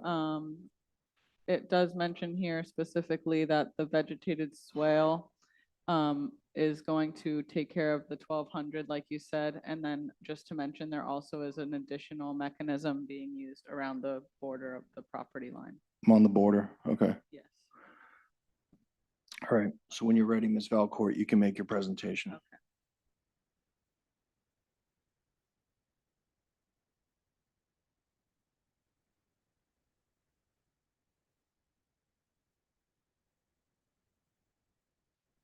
Okay, we are looking at 33 to 35 Lake Street, where their proposal is to reconfigure the 3 existing lots, which total 9,600 square feet, into 2 4,800 square foot lots in order to keep the 2-family and propose an additional single-family dwelling. Here are the 3 lots, an aerial view, zoning, and future land use map. I have included the 200-foot property abutter map as well as the 400-foot. I can zoom into this if needed as we move forward, but this is the existing conditions and the proposed. And then I included the sliding scale chart, which helps us staff analyze in terms of substandard lots of record. And what is noted here specifically is that the only relief necessary on this application is regarding lot area. If the variance is approved to allow 2 4,800 square foot lots, all of the corresponding setbacks will be conforming under this provision. In terms of the consistency with the comprehensive plan, the proposal mirrors the existing uses, density, and character of the development in the Spectacle neighborhood and is therefore consistent with the 2024 comprehensive plan, specifically mentioning goals land use 6 and policy land use 18. It is generally consistent with the future land use map designation, as the proposed subdivision is 2.75 units per acre above the limit set by the future land use map. However, the proposal does not push the 200, 400, nor the neighborhood density over the future land use density. Consistency with the surrounding area. Again, the development pattern in Spectacle neighborhood and this proposal are both inconsistent with the zone's minimum lot size, which does mean that this proposal is consistent with the surrounding uses and density. The median lot size of this neighborhood is 4,500 square feet, and the proposal is larger than that, being 4,800 square feet. Within the 200-foot radius, 25% of these lots 25% of the lots are equal or smaller than the proposed application. And that corresponds to the numbers that are on this slide here. We can definitely circle back to this if we want, because this is new information that was not in the staff memo. As we know, the conditions of the continuance in February were that the applicant submit a stormwater management plan which shall manage the stormwater generated from additional impervious surfaces on the subject property, which is parcel B. And additionally, that the applicant shall submit documentation to satisfy checklist items D1 and D20, which I wrote out below. Just highlighting the motion of the continuance with these conditions in February. And then I kind of circled and highlighted where these conditions were met within the submission materials. So checklist item D1 is satisfied through the pervious and impervious calculations here, as well as notating the use that is proposed. The shed that is proposed to be removed is also on the plan. So I know we were kind of trying to make sure all of the conditions were on the proposed conditions plan, and they are also stamped by the engineer. which I circled in this slide here. Then I am noting the stormwater management plan, which was submitted. And staff therefore recommends a positive approval for this application in that parcel A, with the existing two-family house be granted zoning relief to have a lot size of 4,800, and parcel B zoning relief to have a single-family structure on a lot 4,800 square feet. Thank you, Ms. Valcourt. I apologize. Recommended conditions of approval on the next slide are here. Okay. Are there any questions for Ms. Valcourt? Okay. Thank you for the slide with the documentation about the lot size and the rest of it. Let's see. Any questions from my colleagues for Ms. Valcourt? If not, we will go to public comment. All right. Now is the time for public comment on the Lake Street proposal. Good evening. My name is Michelle Komar. I'm not a notice to butter. I live in Warwick, 80 Audubon Road.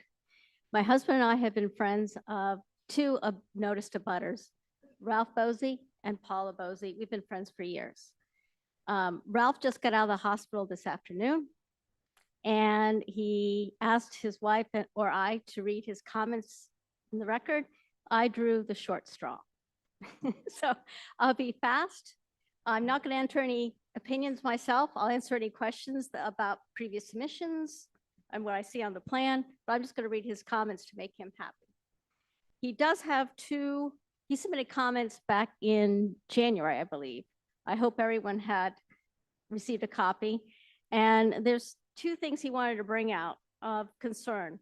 One is that flume density exceeds what is allowable. It is, with the two lots, it becomes 13.64 units per acre, where in the flume it is 10.89 units per acre. So this is not consistent with the comprehensive plan. The other issue he wants to remind you of is his lot is directly next door at lot 1477, I believe. And his lot is at a higher elevation. And he is concerned about any cuts, excavation on this property that might undermine, loosen these huge trees that are along the property line and on his property. And the question really wasn't answered about if retaining wall was necessary and the builder was going to build it. So I'll go into reading the new comments if you don't mind, and I'll be brief. There are 8 comments, and I'll just stick to the script. These were submitted this afternoon to Director Ashman. Thank you so much. Do all the planning members have a copy or electronic copy? Thank you so much. All right. Good evening, Council President, Commission President, and Commission members, Director Ashwood, Ms. Valcourt. Thank you for allowing him to make these comments today. He believes that the applicant has made significant changes and additions to the application materials, and he offers the following comments in opposition to the application. And we thank you for allowing the public to speak at this go around. The application should be denied for the following reasons. These are additional reasons to those who already submitted it back in February 3rd. And they specifically address the new submission, which is the house plans that were submitted with the stormwater controlled design. Number 1, the proposed residential dwelling is 3 stories high, and the maximum building height is not shown on the submitted house plans. The applicant has not provided information on the plans whether the house height is not greater than 35 feet as required by zoning. Building height relief is not included in the application nor in the public notice. Number 2, the proposed 3-story dwelling is not in character with the majority of other homes in the area, which are not 3 stories. Mr. Bosey mentioned to me when I asked him this question, he recalls one in the area of being 3 stories. That's it. Number 3, the submitted application was for a single-family house on 4,800 square foot lot. The relief requested for a smaller lot size than required by zoning. The applicant submitted house plans show a dwelling that has appearance as a duplex under the guise of an ADU. The submitted house plan showed 2 separated entrance exits in the front of the proposed house. The proposed house plan showed 3 bedrooms on the second floor, and the third floor has 2 bedrooms. Both the first and third floors each show a laundry room and a full kitchen, separate facilities for each floor. The proposed house plan shows 2 separate living units, as would happen in a duplex. The application for lot 1478 is for a single-family house.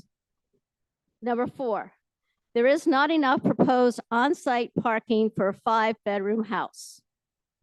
Only a proposed 10 feet by 40 feet driveway is shown on the plans.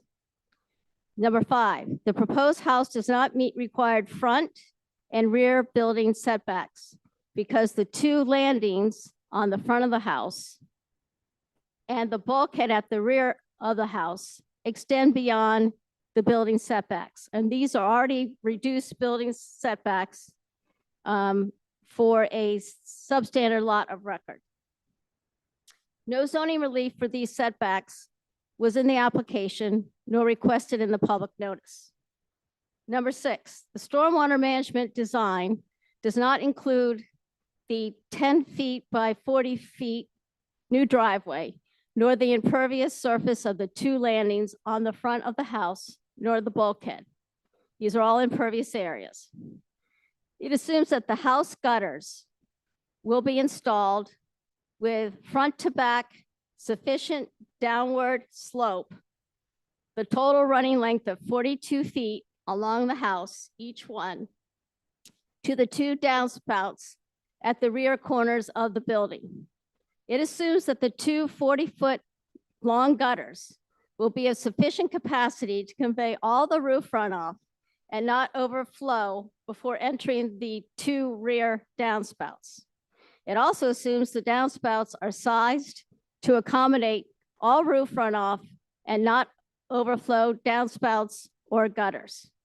How were the gutters and downspouts sized and to accommodate what design intensity of rainfall storm?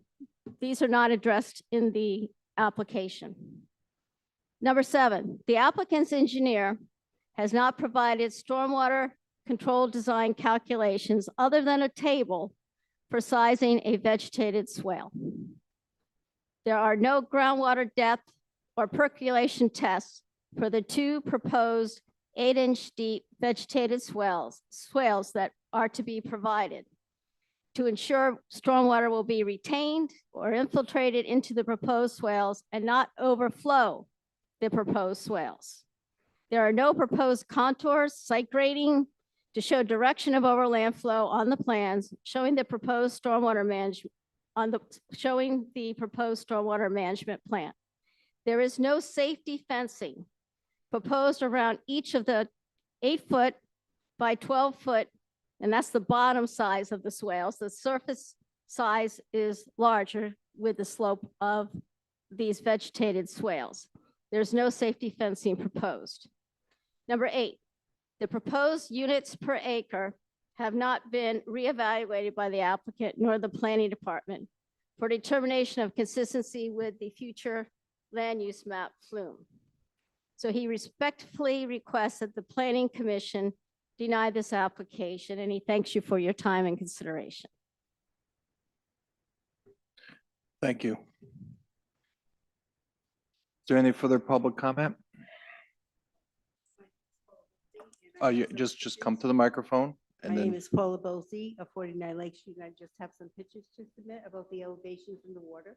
okay, just hand them out and we'll take a look at it.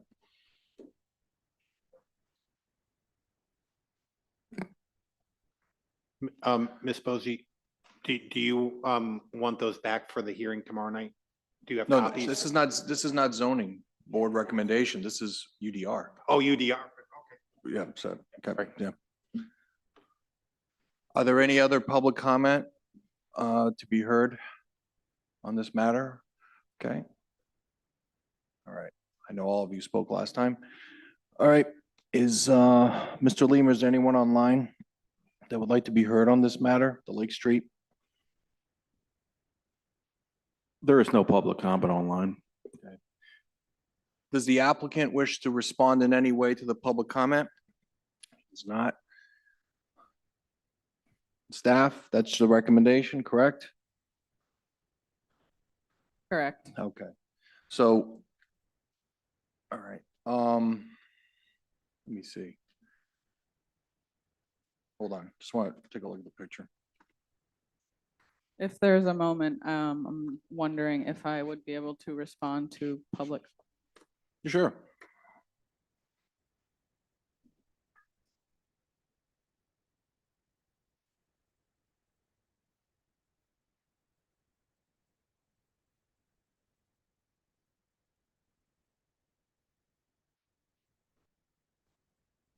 Okay, for starters, I just wanted to address the statewide regulations for stormwater permit or for stormwater regulation to meet stormwater requirements for single-family residential projects. The first step, there's 5 steps here, but the applicable one that I wanted to raise right now is that step 1 says to determine surface area of new rooftop and driveway areas, which I'm saying in relation to the bulkhead and the patio, which was not included in impervious calculation. So what was submitted did properly address the roof area as well as the driveway area.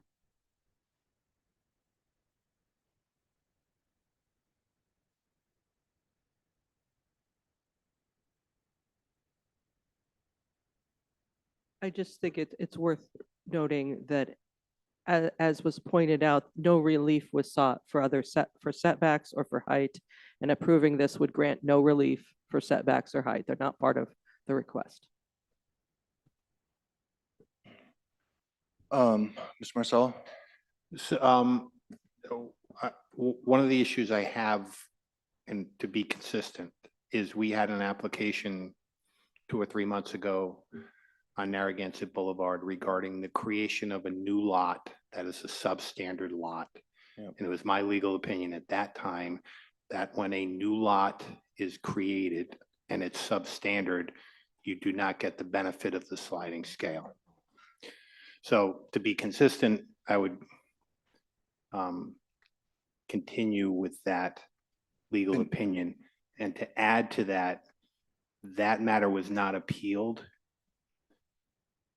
by Ms. Mara Salvador. However, the ability to take a sliding scale on a new lot is in the new bill sponsored by Rep. Craven 8004 to allow that, but that is not law yet. So I'm confident in my legal opinion. Up until that then, bill, maybe. Up until 2 months from now. Yeah. But this application is before you now. So the applicant, because it's a creation of a new lot, not an unmerger. Yeah. That they would not get the benefit of the sliding scale for setbacks. Okay. And again, I'm confident I'm right because they're changing the law. Right. Okay. Mr. Marcelo, Mr. Bosey wants to make public comment again. Is it going to be brief? Usually we don't do this out of order. Come on up. Just be brief. The whole purpose, State your name and your address and then start talking. my name is Ralph Posey, 319 Shawmut Avenue, Warwick, Rhode Island. Okay. I'm a budding owner of the property. The whole purpose of this board is not about building a house and not building a house. It's about safety. What main objective of this project. Everybody in the neighborhood are completely upset because they have no control, not knowing, even me, not knowing before that area are being flooded. So the flooding problem is the main concern, more so than housing percentages. All these people that came last time, and some today, are concerned about water conditions, flooding severe. We're not talking inches, we're talking feet. We saw a picture of fire trucks, rescue, come take people out of cars. People total out their motors and everything. And there it's a problem of getting or straightening out the water that is the pondus side in the street.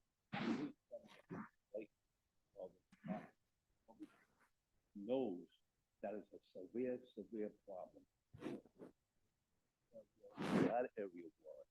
So the decision has to be made on the conditions of a particular area per Lake Street Villa, of the condition of that lot and street. They can vote of regardless of density, of water act, and the safety act. There's no way an 8x10 cement bucket is going to control what was supposed to be submitted last month, details, elevations, everything. By showing a 3-story, a family and a half plus with 5 cars is not the issue. It's the water conditions of 5 more people under the situation of the water problem in that area when you make your decision. Thank you. Thank you, Mr. Bozy. Any, okay, that's enough public comment. Does the applicant want to respond to Mr. Bozy? The applicant does not want to respond. Does the staff want to say anything further, Mr. Bozy? That, all I can say is that the sizing of the vegetated swale is compliant to the regulations set by state law. Okay. All right, any questions for the staff? Commissioner Lampier. Thank you for clarifying some of those things. Just a couple of others. Does the application indicate the height of the structure? And can you just confirm, and I believe you've mentioned this before, because this was raised in Mr. Bozy's comments. He stated there is not enough parking for a 5-bedroom. But can you explain why there is? Okay, so this is a single family home with an ADU being proposed. A single family home requires 1 parking space and an ADU requires 1 parking space. The single family home consists of 3 bedrooms and the ADU consists of 2 bedrooms. Thank you. I think sometimes that's confusing to all of us because we look at how many bedrooms there are and we just assume that there should be more parking, but that is not what our ordinance requires as it now stands. Is there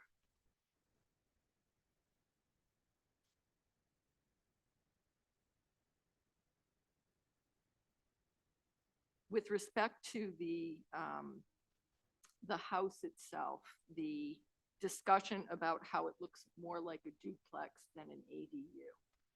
Based on the plans that were submitted to you, did you review that to be satisfied that it meets the statute on an ADU? Yes, I did. The ADU that is being proposed is 1,050 square feet. A 2-bedroom ADU is capped at either 60% of the single family total area or 1,200 square feet, whichever is less. And the 1,200 square feet is less than 60% of the single family home. And regardless, the ADU being proposed is less than that 1,200. So all of that to say, yes, this ADU is compliant under state law, which we follow.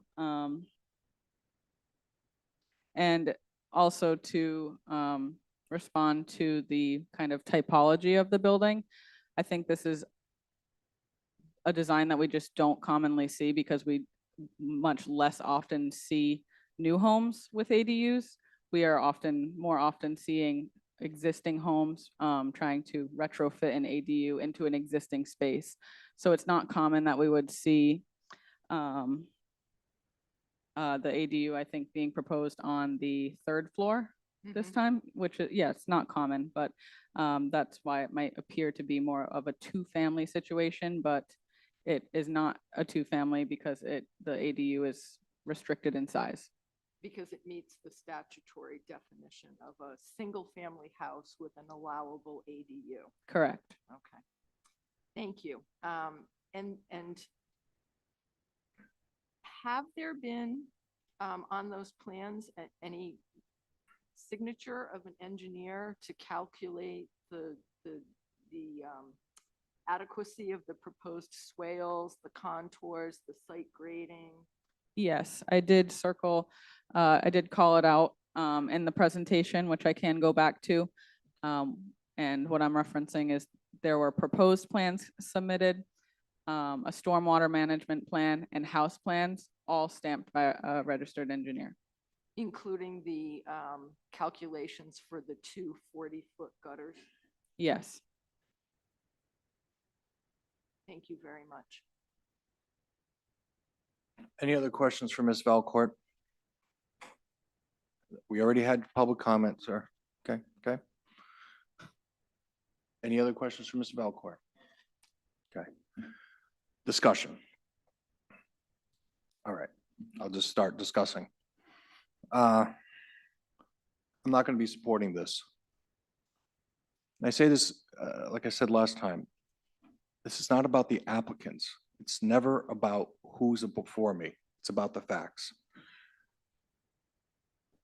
The proposed density is 1364. That's 3 units higher than the future land use map density and about 5 units higher than the current density of that neighborhood. To me, it's a clearly inconsistent with LU-6 and LU-18. It's just very clear to me. And I actually, before I go vote on these things, I sometimes go to the neighborhood. There are no 3-story buildings there, except I think one within 200 or 400 feet. This is out of character for the area. And when you look at it also, 25% of the lot, 75% of the lots are greater than the lots being proposed here. And if you add issues about the height isn't listed here on the plan, and then Mr. Marcella's issues about the sliding scale, there are a lot of problems with this project. And then we get into the storm water issue.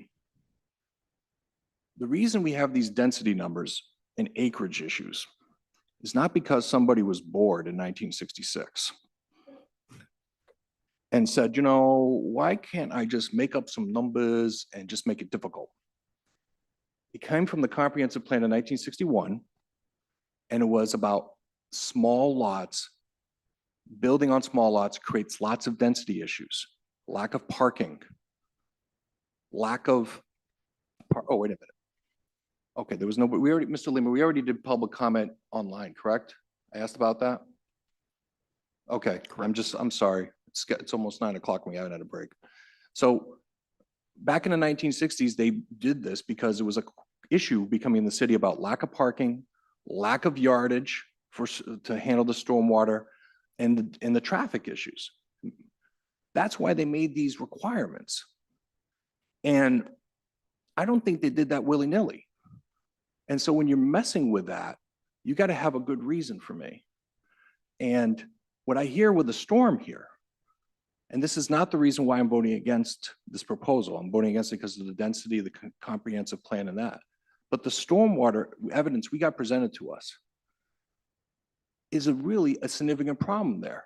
And the gentleman has made a plan that attempts to address it. I'm not sure it completely addresses it because the impervious surface is greater than how much the drainage is going to be handled by the 1,200 feet versus the 1,450 for the impervious. But more importantly to me is all this stormwater problem we had over the years. It's a combination of what I've seen historically. It's developers want to build, there's a demand for housing, and then public officials either don't know there's a problem or don't care. I know there's a problem there and I do care. And for me, when there's a problem, I don't want to make the problem worse. Making the problem worse means adding more people to an area that already has a flooding problem. I don't understand the logic of that. That's a general policy thing. But for me, I'm not voting for this. It's inconsistent with the future land use map. It's inconsistent with the general character of the area. It's inconsistent with the density of the existing neighborhood. So I'm not going to be supporting it. Thank you. Okay. Anyone else has any comments before we make motions? Commissioner Lampier? I just, with regard to the density, I would like to also say that it does increase the density, and we often will say that that increase is negligible. But the increase in density over time, we continue to approve negligible increases in density. And then we use that increased number as the baseline the next time a proposal comes before us in the same neighborhood. So over time, we are increasing the density of neighborhoods over what they should be. And one other comment that I just wish to make with regard to one of the requirements is that the hardship from which the applicant seeks relief is due to the unique characteristics of the subject land or structure and not the general characteristics of the surrounding area. And one of the pieces of information that was provided by the applicant was that the location of the two-family home off-center on the lot suggests an intention to add a second house at a future time. And I know that was used as a basis in one of our other matters that is coming up. And I just want to take issue with that, because if someone has a larger piece of property and they choose to site a home on that property off to one side, there are many intentions for that. Perhaps someone wants a large yard. Perhaps they want a big area for their children to play. Maybe one day they want to put a swimming pool in, or maybe they just don't like the neighbor on that side and they want to be as far away from them as possible. But to say that the reason is that there was an intention at some point to put another house on that property, I think is not correct. It may be a potential reason, I would agree with you on that, but there are many reasons. So I don't find that as an adequate basis to support that.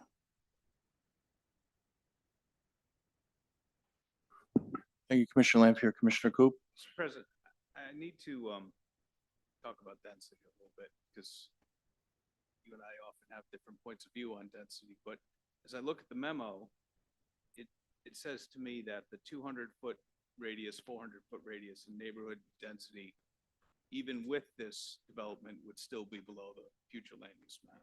Yeah. So the density for this parcel would increase. But the way I read this, and maybe the staff can correct me, for the neighborhood within 200 feet, within 400 feet, it's all lower than the future land use map. So the increase in density doesn't extend beyond this lot. Is that a fair way of putting that? Well, the increase of density does extend beyond the lot, but I guess negligibly or not enough to push the density above It seems future land lower use. than the future land use map. Correct. My other point is, I don't think it's a fair analogy to equate density with stormwater runoff and flooding issues. Density, as you pointed out, is a concept that was created in the 1960s. I don't know the date, but I suspect we did not start talking about or thinking about stormwater till well after the 1960s. Director Freya can help me with when we started controlling stormwater and requiring developers to control stormwater. That came along much later, I would say. Much later than the sixties, yes. I did watch the video of the first meeting, the first discussion on this, and the director pointed out something I'm very well aware of, that flooding in this neighborhood is not the result of anyone with, not only the result of anyone within the 200-foot or 400-foot radius. It comes from the area all the way up to Gladstone School. It's at the bottom of a hill. Water runs down that hill from quite a large area. I know the state DEM is starting to do some runoff enforcement for properties all around, all the way down Cranston Street. So I understand the neighbors, I understand the frustration. Even if there is any excess runoff from this property, it's a literal drop in the bucket to what's happening in that neighborhood. That neighborhood has to be addressed by the city, by the state. Those are flooding issues that are way beyond this parcel. And while I understand the frustration, I think there needs to be some degree of fairness to a property owner, to a developer, to be able to use their property in a way that really does not increase the density of the neighborhood and is not going to exacerbate, in my opinion, a problem that's been there for years now and has been in the making for decades. Thank you, Commissioner Coop. Just a quick response. If you look at the 1961 comprehensive plan, they talk about aggravating shortages of yard space. Now, I would agree that that's subject to interpretation, but aggravating shortages of yard space, that less yard space you have, more impervious surface you have. So that's why I brought up the stormwater issue. Okay. Second, I agree with Commissioner Lanfear's interpretation of the creeping density problem, which is you say, let's not look, yeah, this parcel has higher density than the neighborhood and the flum, but as long as the surrounding neighborhood stays below the flum, or that we shouldn't look at that parcel, we just look at the impact in overall neighborhood. Eventually you get creeping and it just keeps increasing and increasing and increasing. And I don't think that's the way it should be looked at. That's just a matter of interpretation. So I just wanted to respond to your points. Okay, anything else before we have motions? There will be two motions here, either to approve or reject, but it has to be one on granting zoning relief and the other on approving the subdivision. Is that correct, Solicitor? Correct. If the zoning passes, then you go to the subdivision. If the zoning motion doesn't pass, you don't need to. Obviously, the subdivision becomes moot. Okay, so motion time. People can make the motions they want.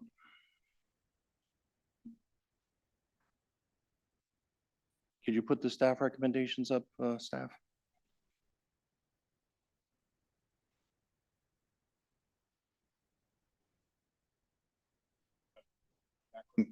When Brianna.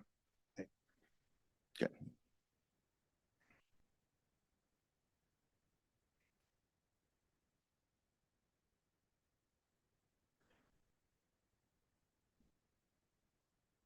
I'll make a motion to accept the approval of the Unified Development Review by the planning staff.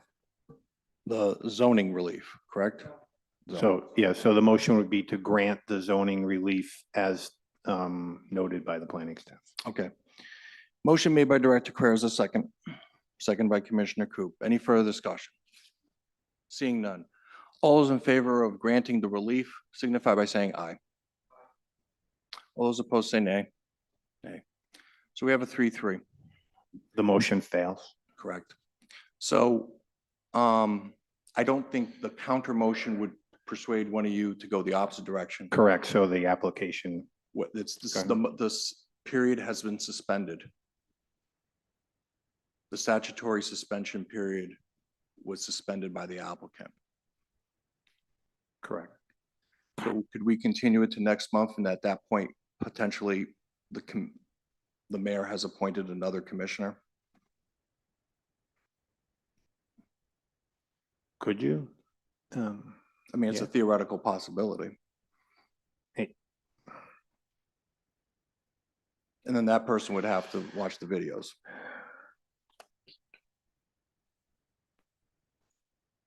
I've been doing this a long time, but the reason I'm hesitating is because that person was not, the difference is that person was not appointed at the time the application began, as opposed to someone just not being here. Okay.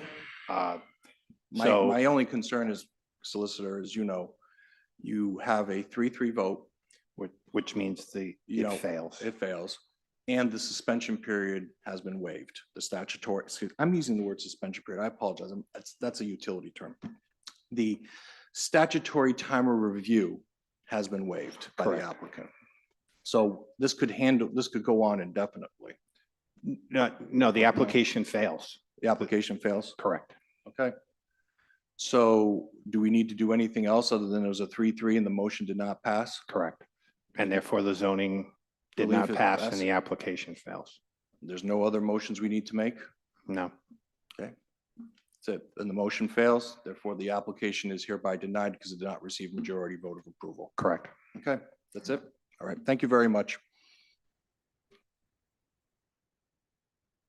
I would like to ask my colleagues, would you like to take a 5-minute break so I can go to the bathroom?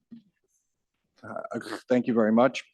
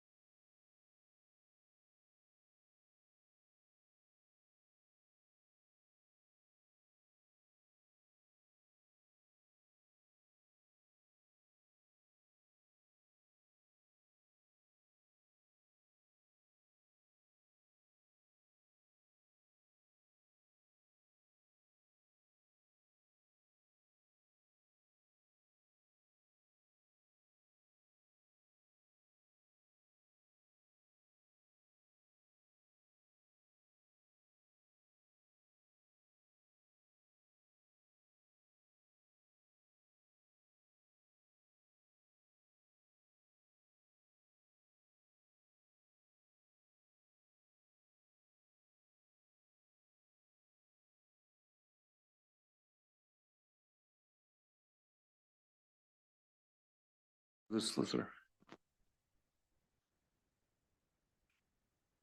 Mr. President? Huh?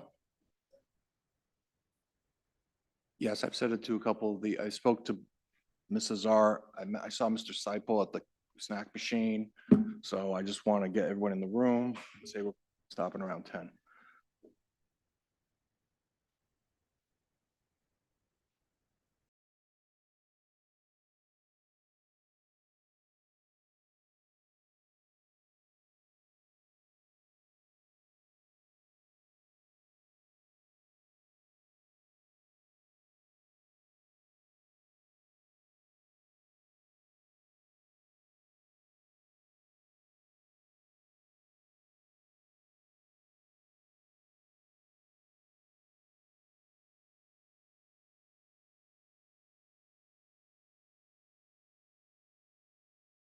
Call this meeting back to order.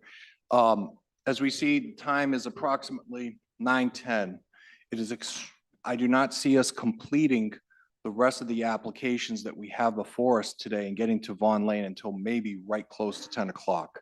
As I indicated earlier at the beginning of the meeting, we were going to probably end the meeting at about 10, at the latest 11. I feel personally, and I think my colleagues would as well, that we want to end the meeting at about 10 o'clock and start Vaughn Lane fresh, so that we hear from the applicant and have public comment of that nature. We've been thinking about when to continue the meeting to. Obviously, our next meeting is May 5th. It's unclear to me how much of an agenda we have. We do have lots of things. We have the comprehensive plan that evening, but what we could probably do, the problem with trying to set a date so everyone understands is the budget is being submitted on April 15th. Once the budget is submitted on April 15th, this room becomes preoccupied with budget hearings from about the end of April to the beginning of May. So it's challenging to set a special meeting date for this room until we know what the budget schedule is yet. And we do not know what the budget schedule is yet. So what I was hoping is that my colleagues would agree that we would continue this to the May 5th, the next meeting, which I believe is May 5th. We'll get there. If we need to continue it then to a special meeting like next week in May, we can do that, but that would probably be the best way. I just don't know. I can schedule something in April until I know what the city council's schedule is, and we just don't. So I want to hear from the applicant and the abutters attorney. Are you okay with having this go to May 5th at this point? Janessa Azar from Moses Ryan on behalf of the applicant. Like I said, we'll take the May 5th date if that's what you have to offer, so we can continue to a date certain. Correct. Like I said, we've asked the chairman or we asked the board to maybe consider a special meeting for this if possible, if the schedule allows. Right. But right now we'll take what we can get, and that would be a date certain to May 5th with the hope that maybe we'd have a special meeting. I think we'll have a special meeting, Commissioner. Yeah, Solicitor?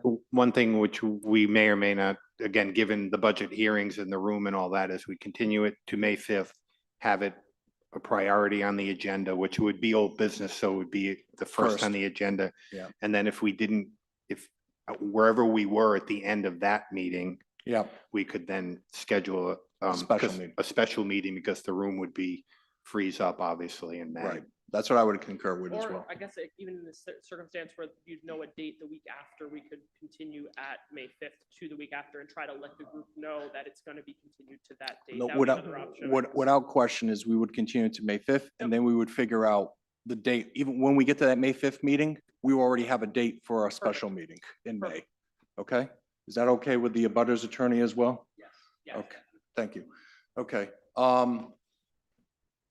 As my colleagues okay with continues to May 5th and then potentially having another special meeting in May? Yeah, and we'll also have hopefully our new member too.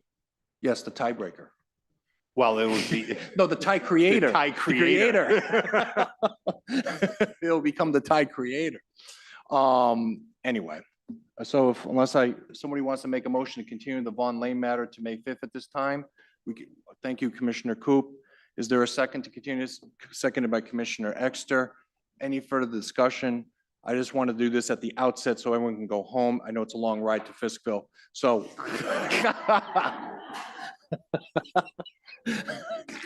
So. In the dark too. Anyway, Anything else? All right, all those in favor of continuance to May 5th, next meeting, please signify by saying aye. All those opposed say nay.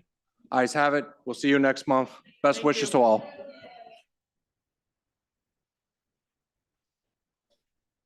Leave quietly, that would be really good. All right, next on our agenda is Narragansett Boulevard condos. Is the applicant here and wish to make their presentation? No vote will be taken. Just listening.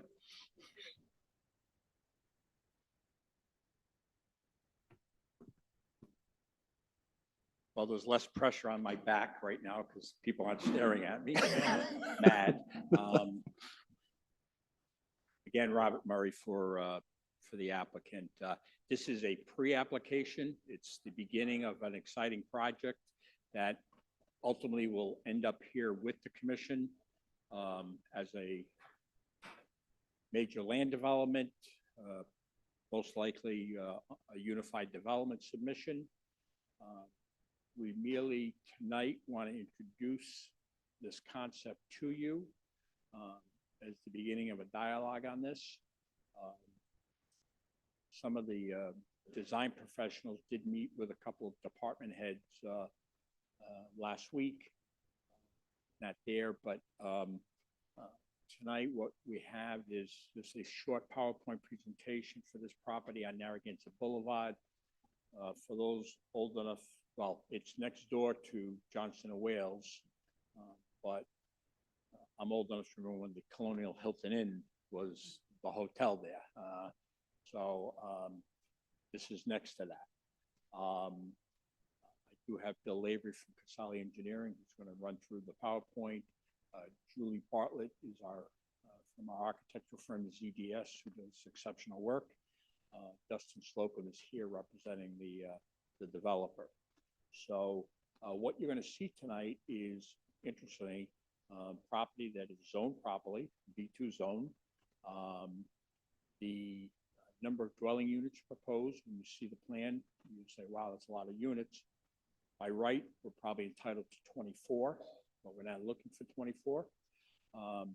This process will have to go forward with CRMC and DEM and many others, but at some point we will come back to you with a master plan submission, hopefully not on the same night as One Lane, and we will take whatever we hear tonight, and I understand you're seeing this for the first time, so I get it, and but there is, on the unified development side, there's very little relief. There's more questions we have that we need to resolve with the building official, zoning official, Mr. Peichel, which may impact the relief. Because as Bill will go through this, we have an interesting piece of property here. So with that, I'm going to ask Bill Lavery to come up and work with you and go through the project. Julie from ZDS doesn't have a specific presentation. She may comment on some of Bill's PowerPoint, but again, we don't want to prolong this, even though pressure's off, but we'll try and get through this as quickly as possible. Thank you. Good evening again, Mr. President, members of the commission. Bill Lavery, project manager with Joe Caselli Engineering. Just a quick PowerPoint to convey what we're currently proposing here. Project is located right off Narragansett Bay, so we have Broad Street, Norwood Avenue, and Narragansett Boulevard. And that's our parcel. It's made up of multiple parcels, AP2 lots, 680s, 1966, 2949, and 3368, about 2.16 acres. So zooming in, that's what the parcel looks like. And we have also right-of-ways at the south of the parcel, Pierce Place, which takes access off of Narragansett Boulevard and takes you down to the marina. And the property is accessed off this right-of-way. We also have a very small 5-foot right-of-way off of Narragansett Boulevard towards the northern frontage of the property, providing access. We also know that we have mean high water along the seawall with the coastal feature with CRMC. We have encumbrances with the 125-foot CRMC buffer. accessory setback, primary structure setbacks, and jurisdictional area associated with the CRMC regulations.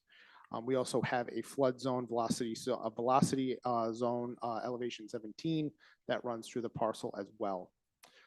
We also B2 with the educational institutional zone for the parcel. And our proposal starts with abandoning all of the interior lines to make that one just over 2-acre parcel. This is what Attorney Murray was alluding to with the building setbacks. We had some initial conversations at the TRC with Stan Peichel regarding kind of just confirming with him how he sees the setbacks working on this parcel. When we get to that conclusion, we'll have some more feedback in knowing if any dimensional variances are necessary for the project. Part of the project does propose raising the existing building that's there. That's a storage building mainly for the marina. The marina is owned by the same ownership group that owns this current parcel as well. The existing dwelling that's on the property is also proposed to be raised. So we look at this density and utilizing the B2 zone density with the multifamily use. When we break it down, we get a by right allowance of 24 units, and we are proposing 19 on this parcel. And that is an overlay of the proposed development, multifamily housing staggered through the development accessed off Narragansett Boulevard, loop through for the front western line of units, and also accessed off that Pierce Street right of way. Also proposed a pool house pavilion and a pool at the end towards the marina side. And looking at parking, we know 2 spaces are proposed per unit. We need 38 per code. We're proposing 52, and that's encompassed within the garages and driveways throughout the development. Lastly, I thought it was important to convey the grade difference here. It's pitched from Narragansett Boulevard right down to the marina parking lot. We propose to stagger these buildings with that slope. That's why you'll see the top western portion of the site is accessed off that ring road. And then as you come down the slope, you'll access the next 2 rows of units in between at that grade level. We're cognizant of the velocity zone, and we know that that last strip of dwelling units will have to be constructed per FEMA regulations. Garages will be at the bottom of this last run of units with no utilities and everything with it outside of all that flood area. Lastly, I just want to say that we did during the TRC talk with the fire marshal, worked out how the areas that they may want to see for fire access and different maybe positioning some fire apparatus areas with some maybe grass pave or some pavers so that there's ample emergency access to the project. And with that, I'm going to hand it over to architect Julie Bartlett just to go over the style of the units. Good evening, members of the board, Mr. President. My name is Julie Bartlett. Thank you. Architect with ZVS. So just walking through, we have 4 different types of condo structures on the property. I'll start moving from the west on Narragansett Boulevard. You'll drive through, is a very light gray, and we have 5 A units. They're all 3-story, 3-bedroom with the first level. You can see sort of in the pink, it's the garage access, driveway, and then garage access and primary entry. And we've done some quick studies of plans. We have not yet articulated the architecture, so we don't have that to share with you yet, but assuming we'll be back here in a month or 2, we'll have that to share with you then. But this sort of describes a garage and some sort of finished basement on the first floor. The second floor would be your primary living space, living, kitchen, dining, and the top floor would be your 3 bedrooms. The next row has 3 similar units. They're just flipped because the driveway is now on the opposite side. So again, very similar style unit. You'll just have a different approach to the orientation of your entry point because it'll be facing east, and those are on the top part of the plan.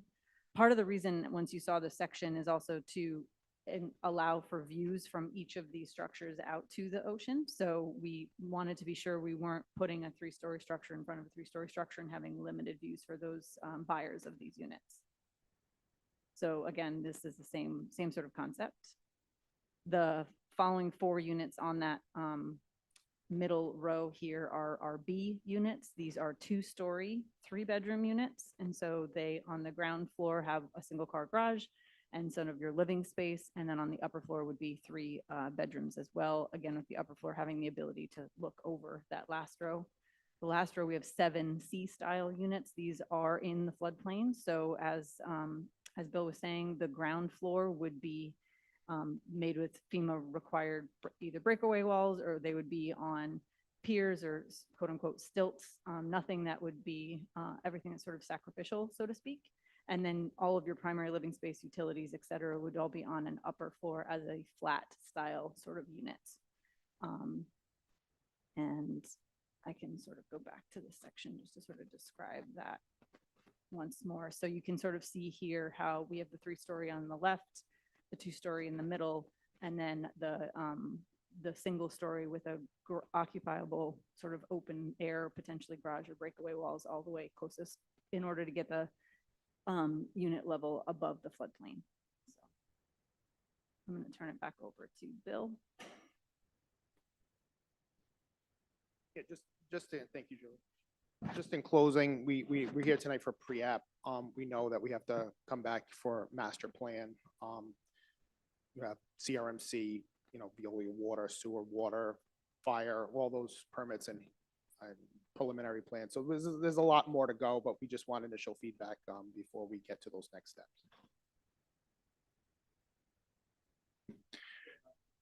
Okay.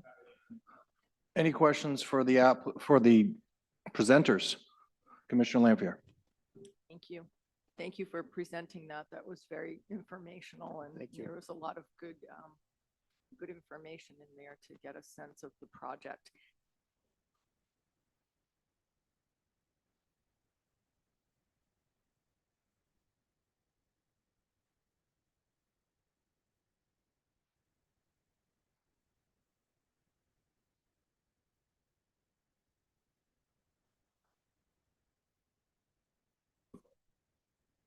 Yeah, so the ring road here, it's kind of hard to see with the TV, but off of Narragansett Boulevard, there's going to be a 24-foot road that comes down in kind of like a horseshoe down to Pierce Place. So Pierce Place is a right-of-way, but it runs through the center of the property line between the 2 parcels. So there's pavement on either side of the property line. The property line kind of bifurcates the pavement. So that's a full access road that gets down to the marina, but it's shared by the parcels in that southern side. So that's going to stay in place, be improved. We make sure that it conforms with fire safety, at least 20 feet, but probably 22 feet, the minimum that we'd go. And then the internal road that's between these 2 rows of houses, I think we have that set at 22 feet wide too, plus you have the driveway. So we don't anticipate having parking or wanting to put parking on those roadways because of the tightness of them. And obviously it's important on a site like this and where it's located to minimize the impervious surfaces as much as possible. And that's why we did talk with the fire department at the TRC to see what we could do creatively to, and knowing that we also share ownership with the marina, to have some staging areas for trucks should they want, be appropriate locations for that.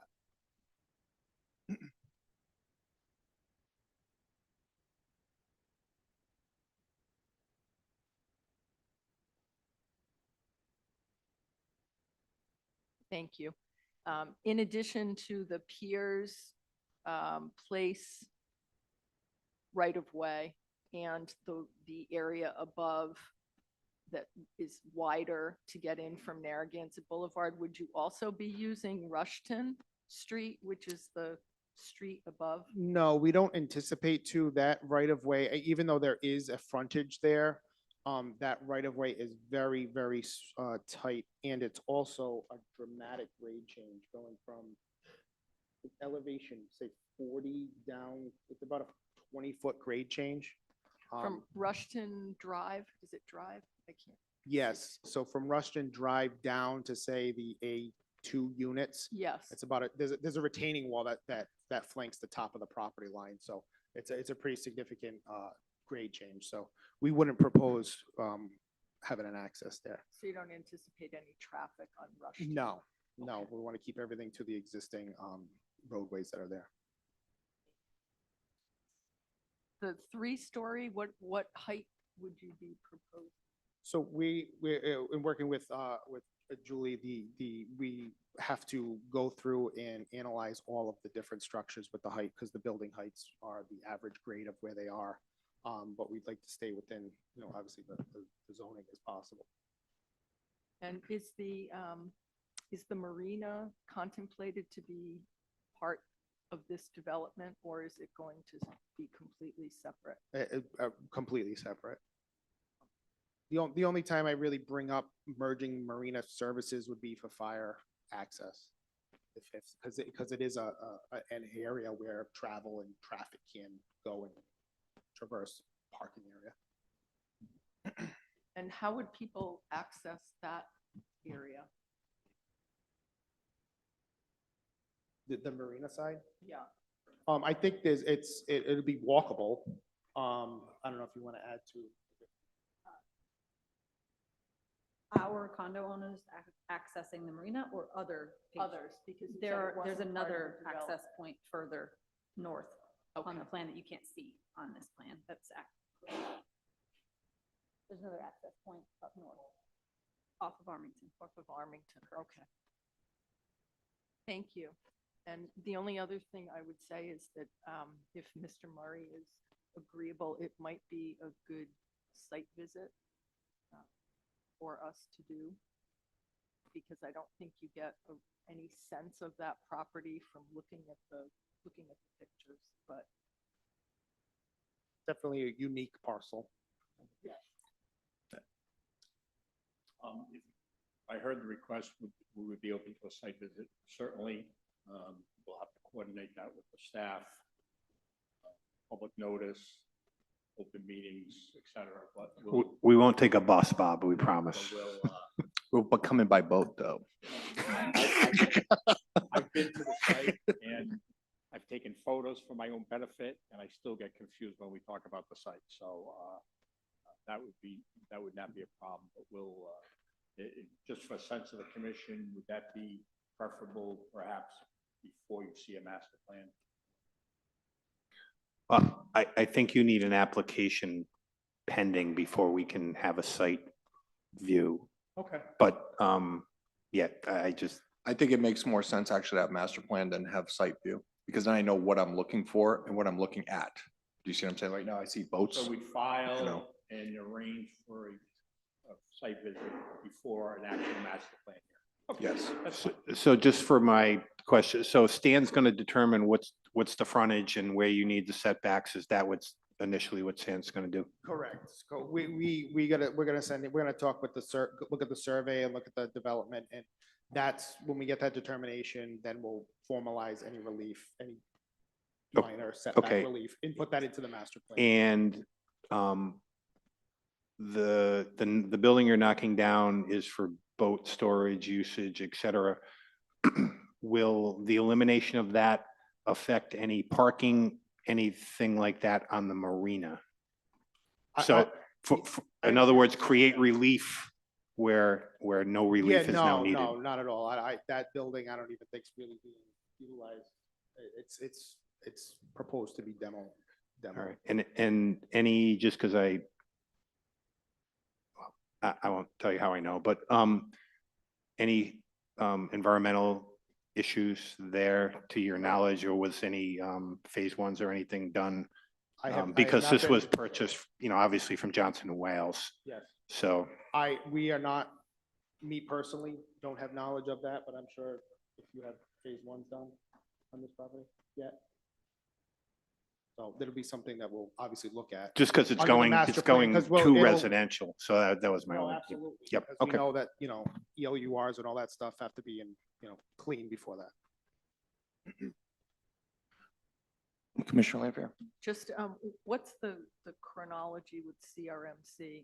Do you have parallel tracks with the applications, or do you go to them first? Well, the next thing, we wanted to get the feedback from the planning commission. And then our next stop really is going to be a meeting with CRMC. I know the ownership group has worked extensively with them on the marina. So we are going to meet with them about this project and even probably file a preliminary determination with them to just get their official feedback and comments. We'll probably have that information when we file the master plan, and we can present that information to you at the master plan. But then the state permits, that'll be at the preliminary stage when we actually get that. Director Guerrero? First of all, what are we doing with stormwater management on here? I didn't see any detention. I didn't see any underground proposed. Yeah, at this time, we're not really showing much, but we know obviously we're gonna have to do stormwater management. There's a lot of pavement out there now. But we'll use this new development as an opportunity to make it better. Obviously a lot of landscaped areas, but we'll probably be introducing underground storage and rain gardens and bioretention, all that good stuff that goes with the CRMC permits as well. And what about guest parking? I know you said you had excessive parking spaces, but it's kind of difficult to see where they would actually park without actually being in the road. Yeah, we'll work on that. That's a fair comment. We'll look at seeing if we can put some visitor spaces or maybe designate some of the units with some visitor spaces with the adjacent to the driveways. Everything within there is going to be a private road, so there's no city jurisdiction over anything. I believe that's what we proposed. All private. In Pierce Place, it's a private right of way because that is the driveway access down to, or one of the access points to the marina. And that's why you need an easement through that. And that is going to be used by the development. Yeah, that easement's in place right now, so that. Yeah, that easement is shared beyond, or it runs through our parcel, but it's shared with all those other entities. So will you need approval from all those other entities to increase the burden if you're going to We're use gonna that have as to look access? into all those questions with it. Obviously have that, that's. Okay. And my final would be, I know you mentioned utilizing some of the marina area for fire. Is that gonna have to be secured as an easement of some sort? Because what happens, I know they're the same owners today, but if they sold off the marina tomorrow, they're not gonna have that access for fire. Yeah, I mean, that was just a quick discussion we had at the TRC. If we can make it, everything contained on our site, great, we'll do that. One of the suggestions that we discussed at the TRC was having a staging area, maybe adjacent to that pavilion that looks like a patio, but it's designated as if they need to get the truck, they can come through the marina and park to make access to to those other units in the back. But yeah, fair point that we want to make sure we preserve that access in the future. Okay, thank you. Any other questions for the presenters? Just a couple quick things. First of all, thank you for following our zoning rules with density and with parking spaces. It just saves me so much time and asking a lot of questions. I really appreciated that. Just two parts. 3 bedrooms, are you thinking like this is going to be for families or young professionals? Any idea? Or you don't have an idea? Either answer is fine.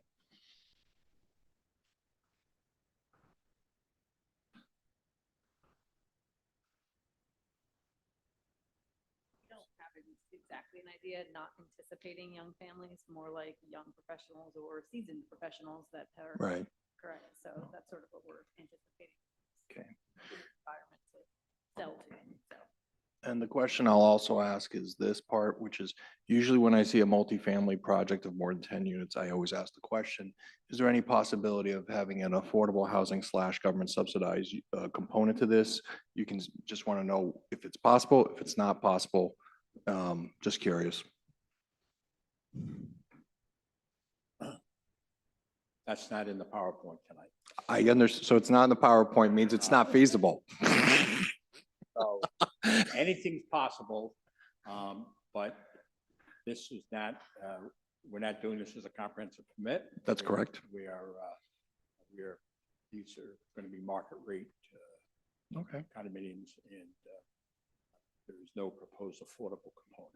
Okay, I understand the answer. I had to ask, as you know, that's part of what I do when it goes over 10 units in the multifamily. Well, let's hope everyone remembers you already asked the question, so we're here next time. You want to ask it again? I won't ask it again. It said it would be some member of the public will ask that. No, it is not, for a variety of reasons, this is not geared towards that. Understood. Okay. All right, Along the spectrum, that's not where we are. that's understood. Okay, any other questions for the presenters? Oh, you want to talk about affordable housing some more? Bob? No, I just. Okay. She doesn't need me, but I know you generally allow public comment. I know the councilwoman's been sitting here, so I don't know if she has any comment. I didn't want you to. No, move on. I am going to, don't worry, I'm going to ask public comment if anybody wants to talk about these condos. Yeah. that's Okay, fine. okay. Thank Oh, wait a minute, Director Carrera has another Just question. one other thing, we were talking about affordable, how affordable are these going to be potentially? Very affordable for certain income brackets. My question, is it like a $500,000 unit? Are we talking $1 million units, 750s, million two? That's not my area of expertise, but there isn't a lot of property along Narragansett Bay that you could look out and see the water, so. Location, location, location. It would be marketed accordingly. They're going to be very nice units. Okay. Other questions? All right, I'd like to open it up. We don't have to do this, but is there anyone here from the public that would like to comment on the condo project? State your name and address. Bridget Graziano, 191 Wentworth Avenue. I know I'm your favorite person tonight. Okay, so I actually did not plan on commenting on this, but since I plan review for a living, I figured I would just take a stab at it. So I just wanted to let the planning commission know what a VE zone is and how important it is. This is a flood zone. And so this is a coastal high hazard area flood zone with an annual chance of flooding. And the additional hazards from the storm are waves that could be 3 feet or higher. And VE means that it's actually the BFE, base flood elevation, is actually mapped compared to like a V zone. And then inland would be an A or an AE zone. So A and V zones are not mapped with BFE, and VE zones and AE zones are.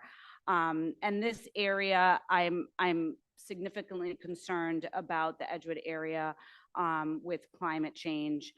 We're seeing more intense storms, and I find it very, and I'll put it lightly, interesting that there's a pool house and a pool in the VE zone. There's an existing building that I would hope that would be removed and done a managed retreat. In the state of Massachusetts, we are currently proposing to do managed retreats. We are trying to move people out of the flood zones, not into the flood zones. So the pool is not going to be put on pilings or piers. I've seen some interesting things over my site review, but this is pretty interesting in the flood zone. So 2 units alone will have mandatory flood insurance because they are in this zone. So automatic flood insurance, which exceeds, can be very high monthly. I guess if you're buying a $2 million house, you may not care. But for me, it's a huge concern. They don't have room for compensatory flood storage. They probably will be pushed to be put on pilings or piers for all of these units. I'm not super well versed, but I will make myself super well versed for everybody here at the next meeting. On the regulatory authority. My regulatory authority would not allow this. And so I'd be really surprised if this was something that the state of Rhode Island was going to allow, but maybe things are different here. And I'll just say that I'm not thrilled about seeing a unnecessary item like a pool and a pool pavilion in the flood zone. Thank you. Thank you. Is there any other public comment on the condos? Okay. Mr. Lima, is there anyone online that wants to talk about condos? There is no public comment online. Okay.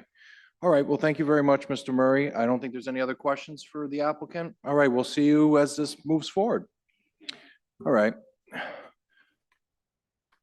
Next on the agenda is Auburn Plateau. This is the Norfolk Street, I believe. Is the applicant here and wishes to be heard on Auburn Plateau?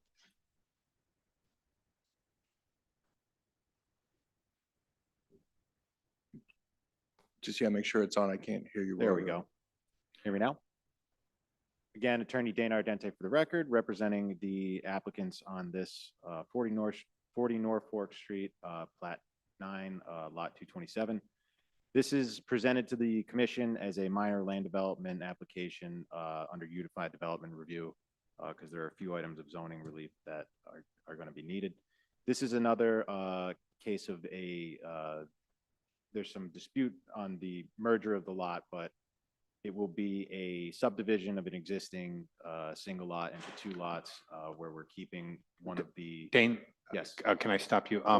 We're gonna, Mr. Exter just realized that he's gonna have to recuse Yeah, himself, recuse so I just himself. want No to get that problem. on the record. I'm sorry. Okay, thank you, Mr. Exter. You can proceed. Okay. This application, as previously stated, is going to divide the current single lot into two separate lots. Parcel A, which is going to be the lot with the single family home that's pre-existing at the moment, and Lot B, which is going to propose a new single family home, 3-bedroom, roughly around, I believe 1,400 square feet, but I'll let our land surveyor speak to that. The zoning relief that we're requesting on this and that's required would be for minimum lot size. Each of the lots is going to propose 4,000 square feet where 6,000 is required. So it'd be 2,000 feet of relief, square feet of relief, excuse me. Minimum lot width and frontage, 60 feet is required and we're proposing 40 feet and relief from, I believe there's an relief request that was in the staff report for the existing deck on the parcel A property of 4.5 feet on side lot where 5 feet is required. So we would be requesting a 6-inch variance on that as well.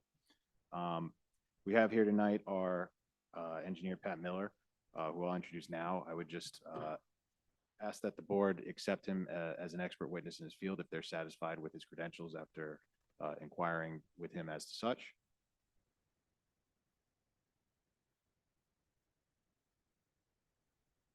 Good evening.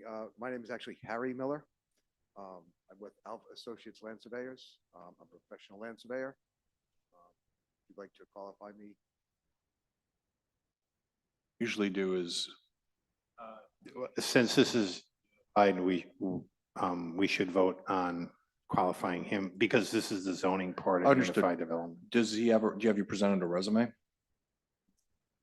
Usually I like to have a resume before I qualify somebody. That if you don't, Dane, maybe you could just, or you could have, just speak to his qualifications, What licenses. do you call that, voir dire?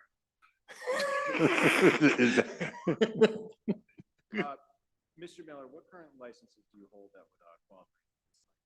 I hold a Rhode Island professional land surveyor license And how long have you held that license? since 1999. And have you ever testified in front of?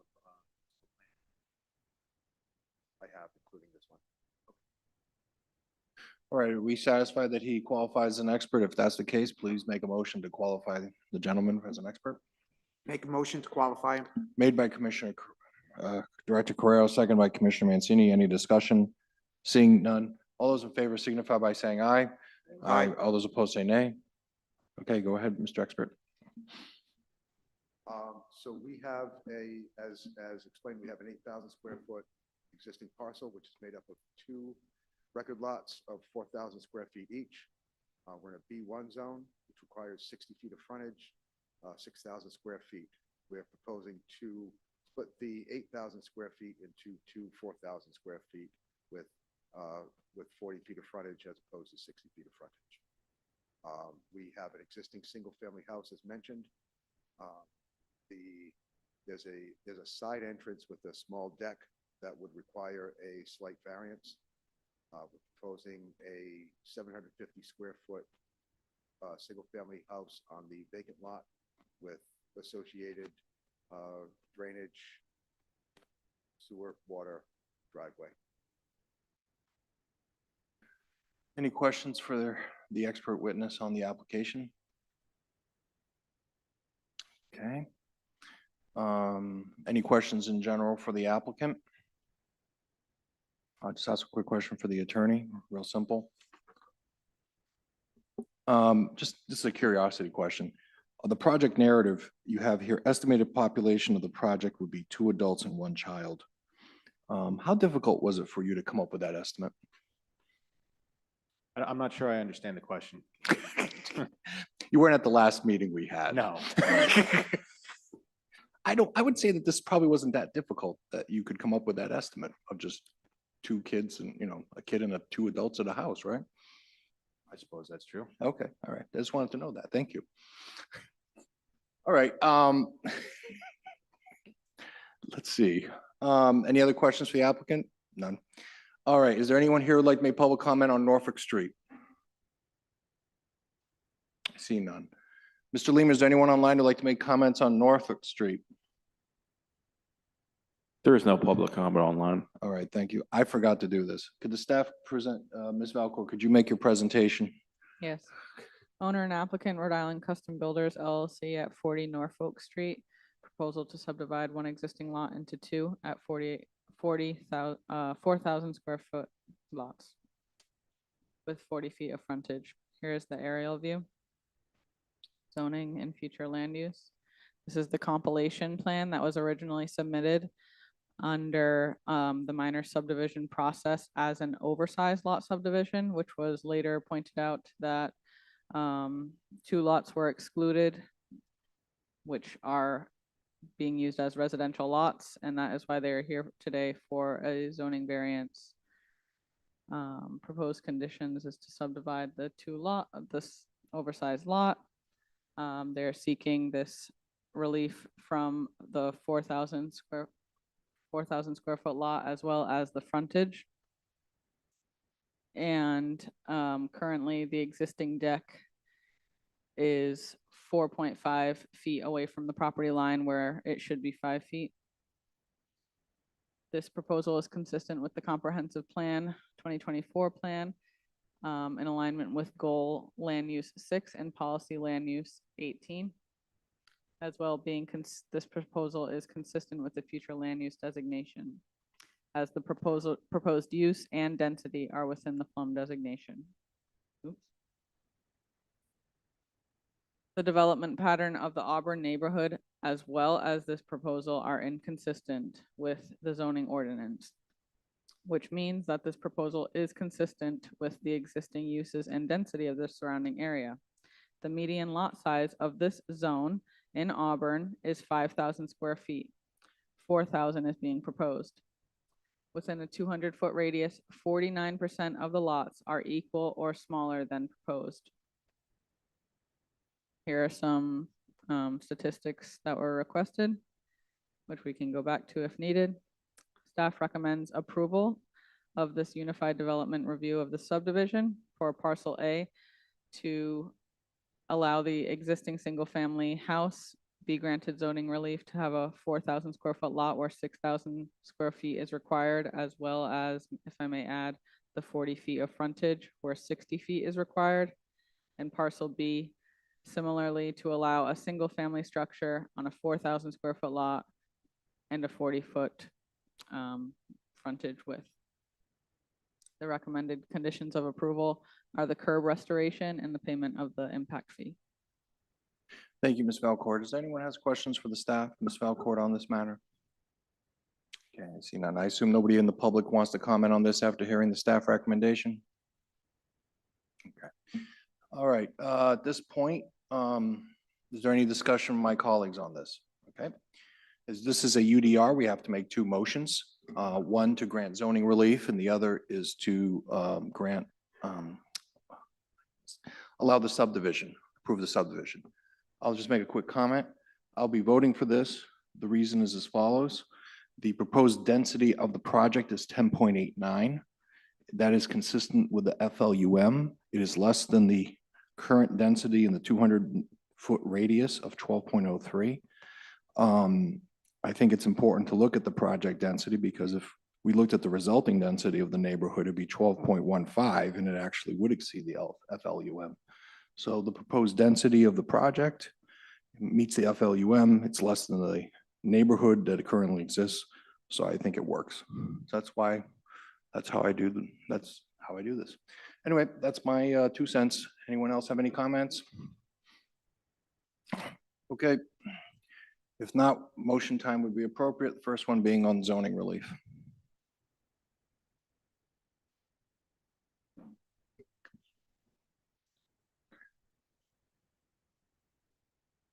Commissioner Coop has made a motion to grant zoning relief based on the staff recommendation. Is there a second? Seconded by Commissioner Carrero. Any further discussion?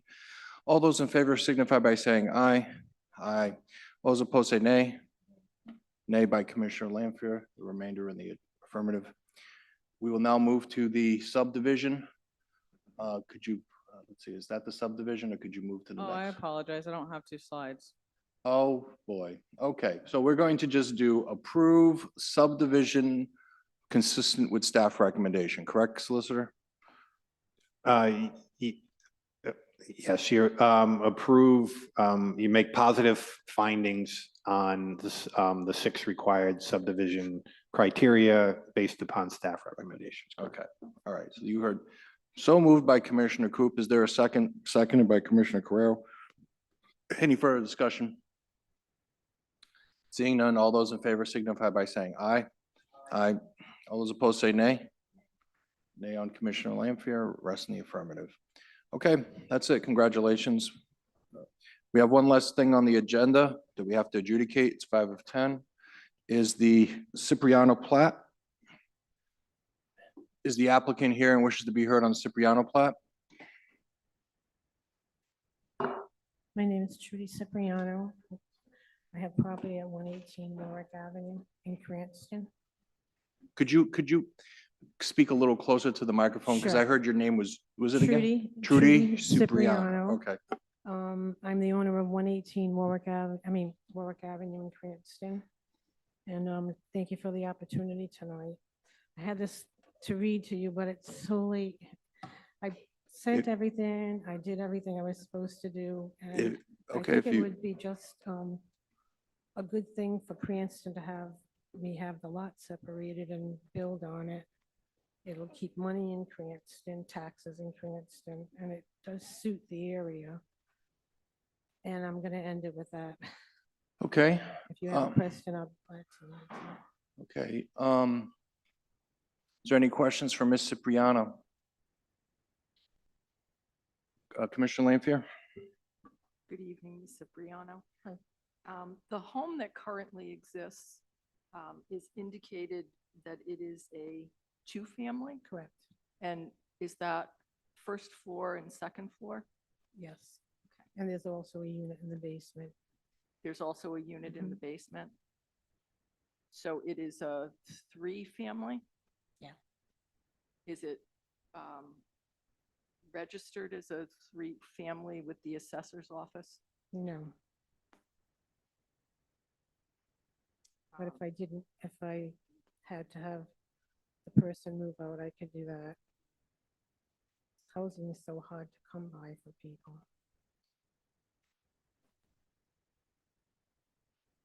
I raised that, I don't know, in the comments, the letters that were submitted to the planning commission in advance and were posted on the website.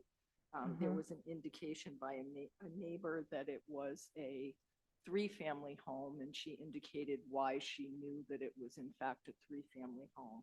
And I asked that question because I think it's relevant to what we're deciding this evening. That was my only question for you. Thank you. Thank you, Commissioner Lanfear. Any more questions for Ms. Cipriano? As you know, we received public comment on this application. There were discussions about how the lot is used as essentially a quasi parking lot, almost like not quasi parking lot. It's a lot of the parking for your current 2-family, really 3-family, is in this this space that you want to build in.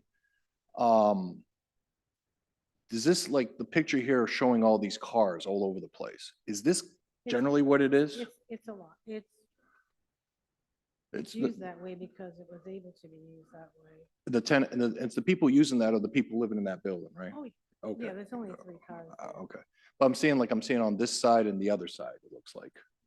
Yeah, on both sides. Both See where sides. white picket fence is? Yeah, That's my whole lot. okay. And And the this is, house to the right is my house. and this is what this picture is typical, you would say? Like, this is what it kind of is usually, this amount of cars in that area? I didn't get the question. I'm sorry. Don't worry about it then, okay. Is there any other questions for Ms. Cipriano? Okay, thank you, Ms. Cipriano. Would the staff like to make its presentation, then we'll do public comment? I know you've been waiting a long time this evening. Sure, this proposal is to subdivide a parcel into 2 lots, leaving the 2-family structure on one lot and permitting a single family to be constructed on the other lot. The lot is to be accessed from Warwick Avenue. I quickly showed the aerial photograph of showing the location of the lot. Henry Street comes right into Warwick Avenue in front of that lot. And here's the photograph of the Warwick Avenue side of the lot. In terms of zoning, it's A6. There are a couple different zones across the streets, B1, but you can see there's a large patch of A6, and the future land use map is mostly consistent with that. The one change that's called out in the flume for this area is the neighborhood commercial area and multifamily up to the north on Ferncrest that's in this neighborhood. This is the compilation plan submitted by the applicant. There are 35 tax lots within 200 feet. 22 are greater than the 4,750 square feet that are proposed, and 13 are less. In terms of units per acre, the neighborhood's at 6.68 units per acre. The 200-foot radius is at 9.68 units per acre, and the subject lot is proposed would end up at 13.76 units per acre. This is calculated with this being a 2-family because that is the legal use on record with the city of Cranston. The dimensions of the relief sought are shown here. I think one of the things about this that I do want to point out is this was a little bit of a surprise. If we go back to the compilation plan, RGIS shows this whole row of 7 houses plotted at 5,000 square feet. If they had in fact been 5,000 square feet, we wouldn't be here today because they'd meet the test for unmerger. But the land surveyor came back and said, oh, upon surveying the lots, none of the lots on that side of the street are 5,000 square feet. They're less than what are shown in our GIS. And that's why we're here today. We're looking for that 5 feet of relief in terms of, by being 5 feet smaller in one dimension, they're under the median size for the neighborhood. This is something that we asked the applicant to show. They've showed the parking.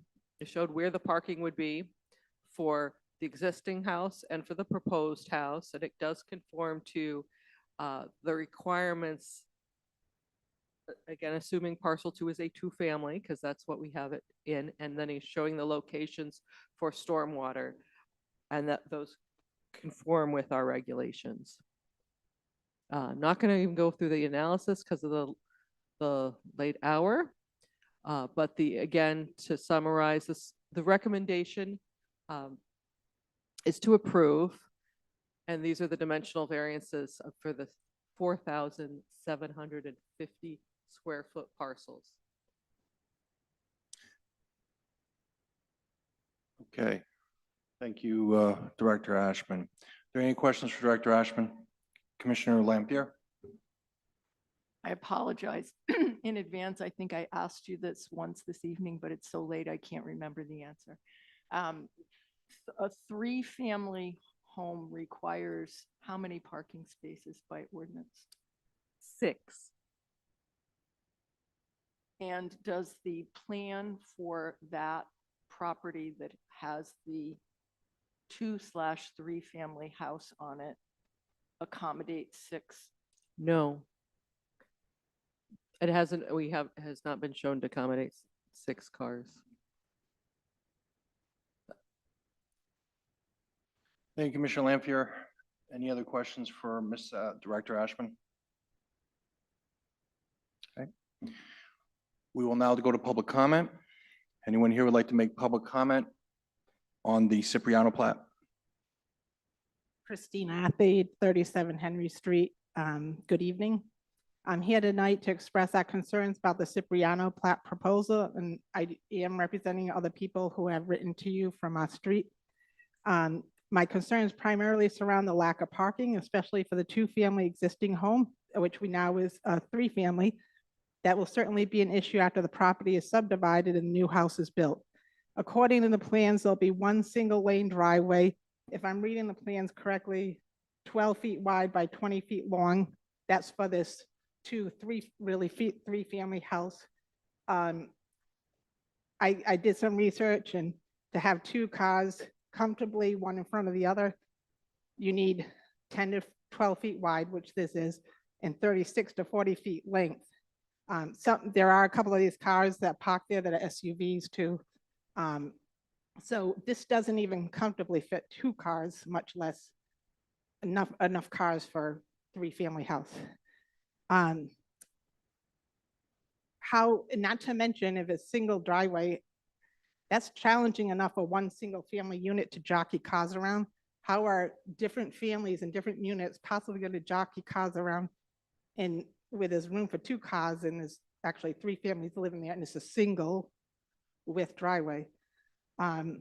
Keep in mind, Warwick Ave is a very busy street. There is never any parking allowed on Warwick Ave, day or night. So street parking, even during the day, is not an option. The natural outcome will be to park on Henry Street, because we are the only side street really anywhere near there. Ferncrest is a little further away, possibility that could be parked on too for this home, but most likely, that's a further away. There is no other side street around except directly across the street, Henry Street. I'm a resident of Henry Street. Our street is a small, narrow dead end. Our only way in and out is Warwick Avenue, which is very busy, as you know. We already have a lot of cars in our street. We have at least 4 multifamilies in our house. We have single families that have 5 and 6 bedrooms, some of them. So we already have a lot of cars on our street day and night. So we're kind of already really tight. When there's snow on the ground, a storm, it just shrinks the street even more. It's even more narrow. This will significantly affect our ability to get in and out of the street. When you're trying to turn in from Warwick Ave, if there's cars on both sides at the top of the street, you're like a sitting duck as people are flying up behind you, heading north on Warwick Ave. You're trying to navigate to get in the street. Someone could be coming up the other way. There's not enough room for 2 cars moving if there's cars on both sides parked. Also, visitors to either of these houses will see Austria's most convenient, logical place to park. Crossing Warwick Ave as a pedestrian at this spot is extremely dangerous, especially at night. There is no crosswalk, there's no lighting. And it's also Warwick Ave now, northbound is exactly where the 2 lanes merge into 1. And motorists love to race each other to be the first one in that merge lane. And it's only barely a block from the busy intersection at Park and Warwick Ave. So if these tenants are crossing there, it is extremely dangerous. And I don't know if any of them have kids, but that would be even worse. These parking concerns are not unfounded, as we have had more than 1 resident from other multifamily homes, not this one so far, but other multifamily homes on Warwick Ave, use our street as a regular parking spot, both day and overnight in the past. So we do have a history of that happening with some of the other multifamilies. So it's not just a concern I'm just kind of fabricating. The lot is simply too small to accommodate the new house plus 2 driveways that will provide adequate parking for both homes. There is a reason why the city has requirements in place for minimum lot size per new house and frontage requirements. Why do we even have these requirements if a variance is granted whenever these minimum standards don't fit the developer's plan? Please don't take this lightly and vote no on the Cipriano proposal. Thank you. Are there any other individuals here in the room that would like to make public comment on the Cipriano plat? Mr. Leamer, is there anyone online that would like, okay. Account name Ashley. Okay, please state your name and address. I am Ashley Denver. I live at 114 Warwick Avenue, so it's literally right next door to the intended new house. We would just like to second what was said, that there is not enough room for a house and a driveway. Within those driveways, there would not be enough room to house all of those cars.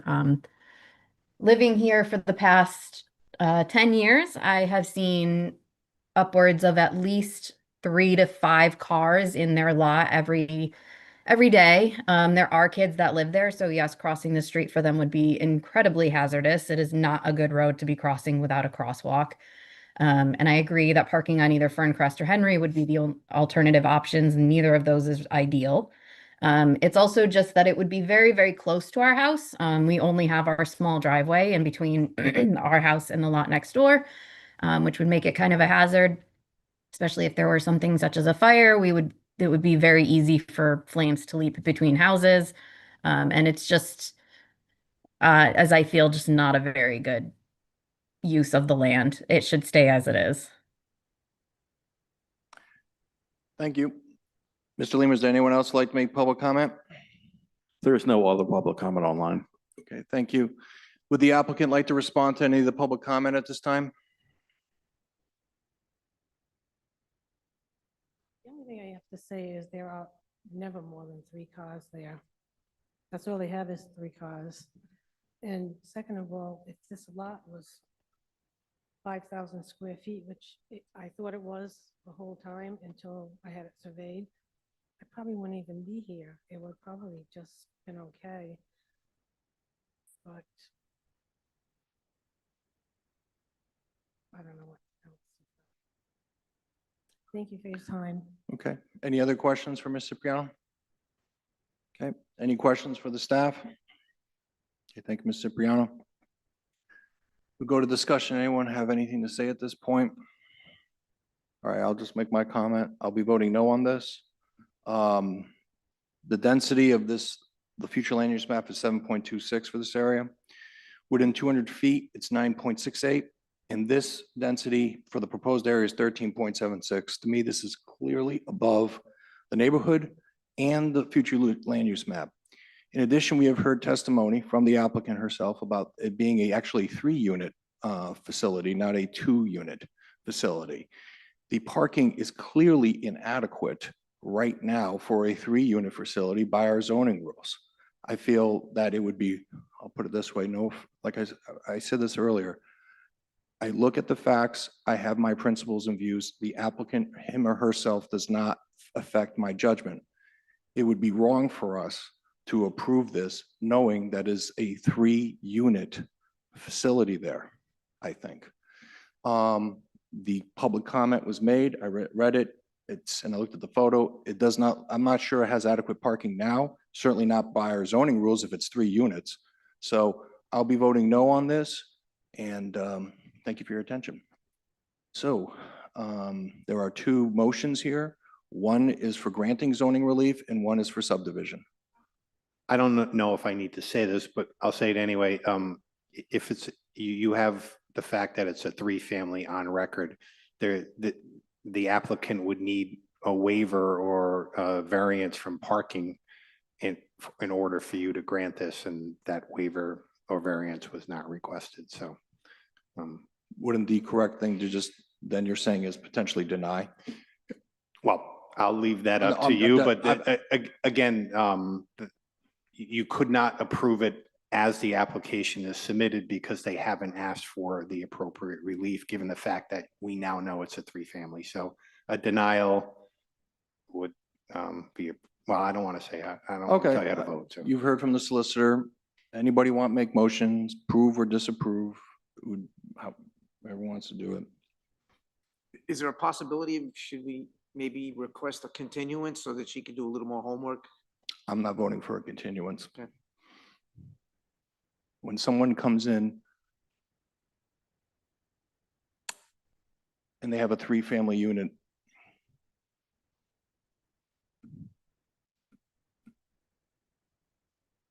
Commissioner Lanfear? Please correct me if this is not adequate, but I would move that we deny the matter before us because we have evidence on the record that the property is a 3-family home, and we do not have the ability to grant a variance for parking for that purpose. So we cannot consider what is before us. That would be adequate. Okay, that's Commissioner Lanfear's motion. Anyone want to second it? Second by Commissioner Mancini. Any further discussion? I would add density, but I'm okay with that no as well. Anyway, okay. All those in favor signify by saying aye. Aye. All those opposed say nay. The ayes have it. It's a unanimous denial. All right, thank you very much, all of you, for sticking it around.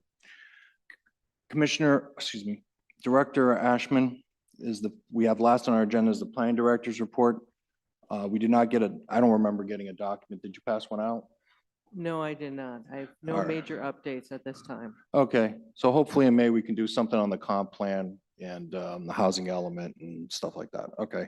Anyone have any questions for the director at this time? All right, then what would it be appropriate as a motion to adjourn, unless anyone has something to say? That's your motion to adjourn? Motion to adjourn made by Director Carrero, seconded by Commissioner Coop. All those in favor signify by saying aye. All those opposed say nay. Ayes have it. I'll see you next month.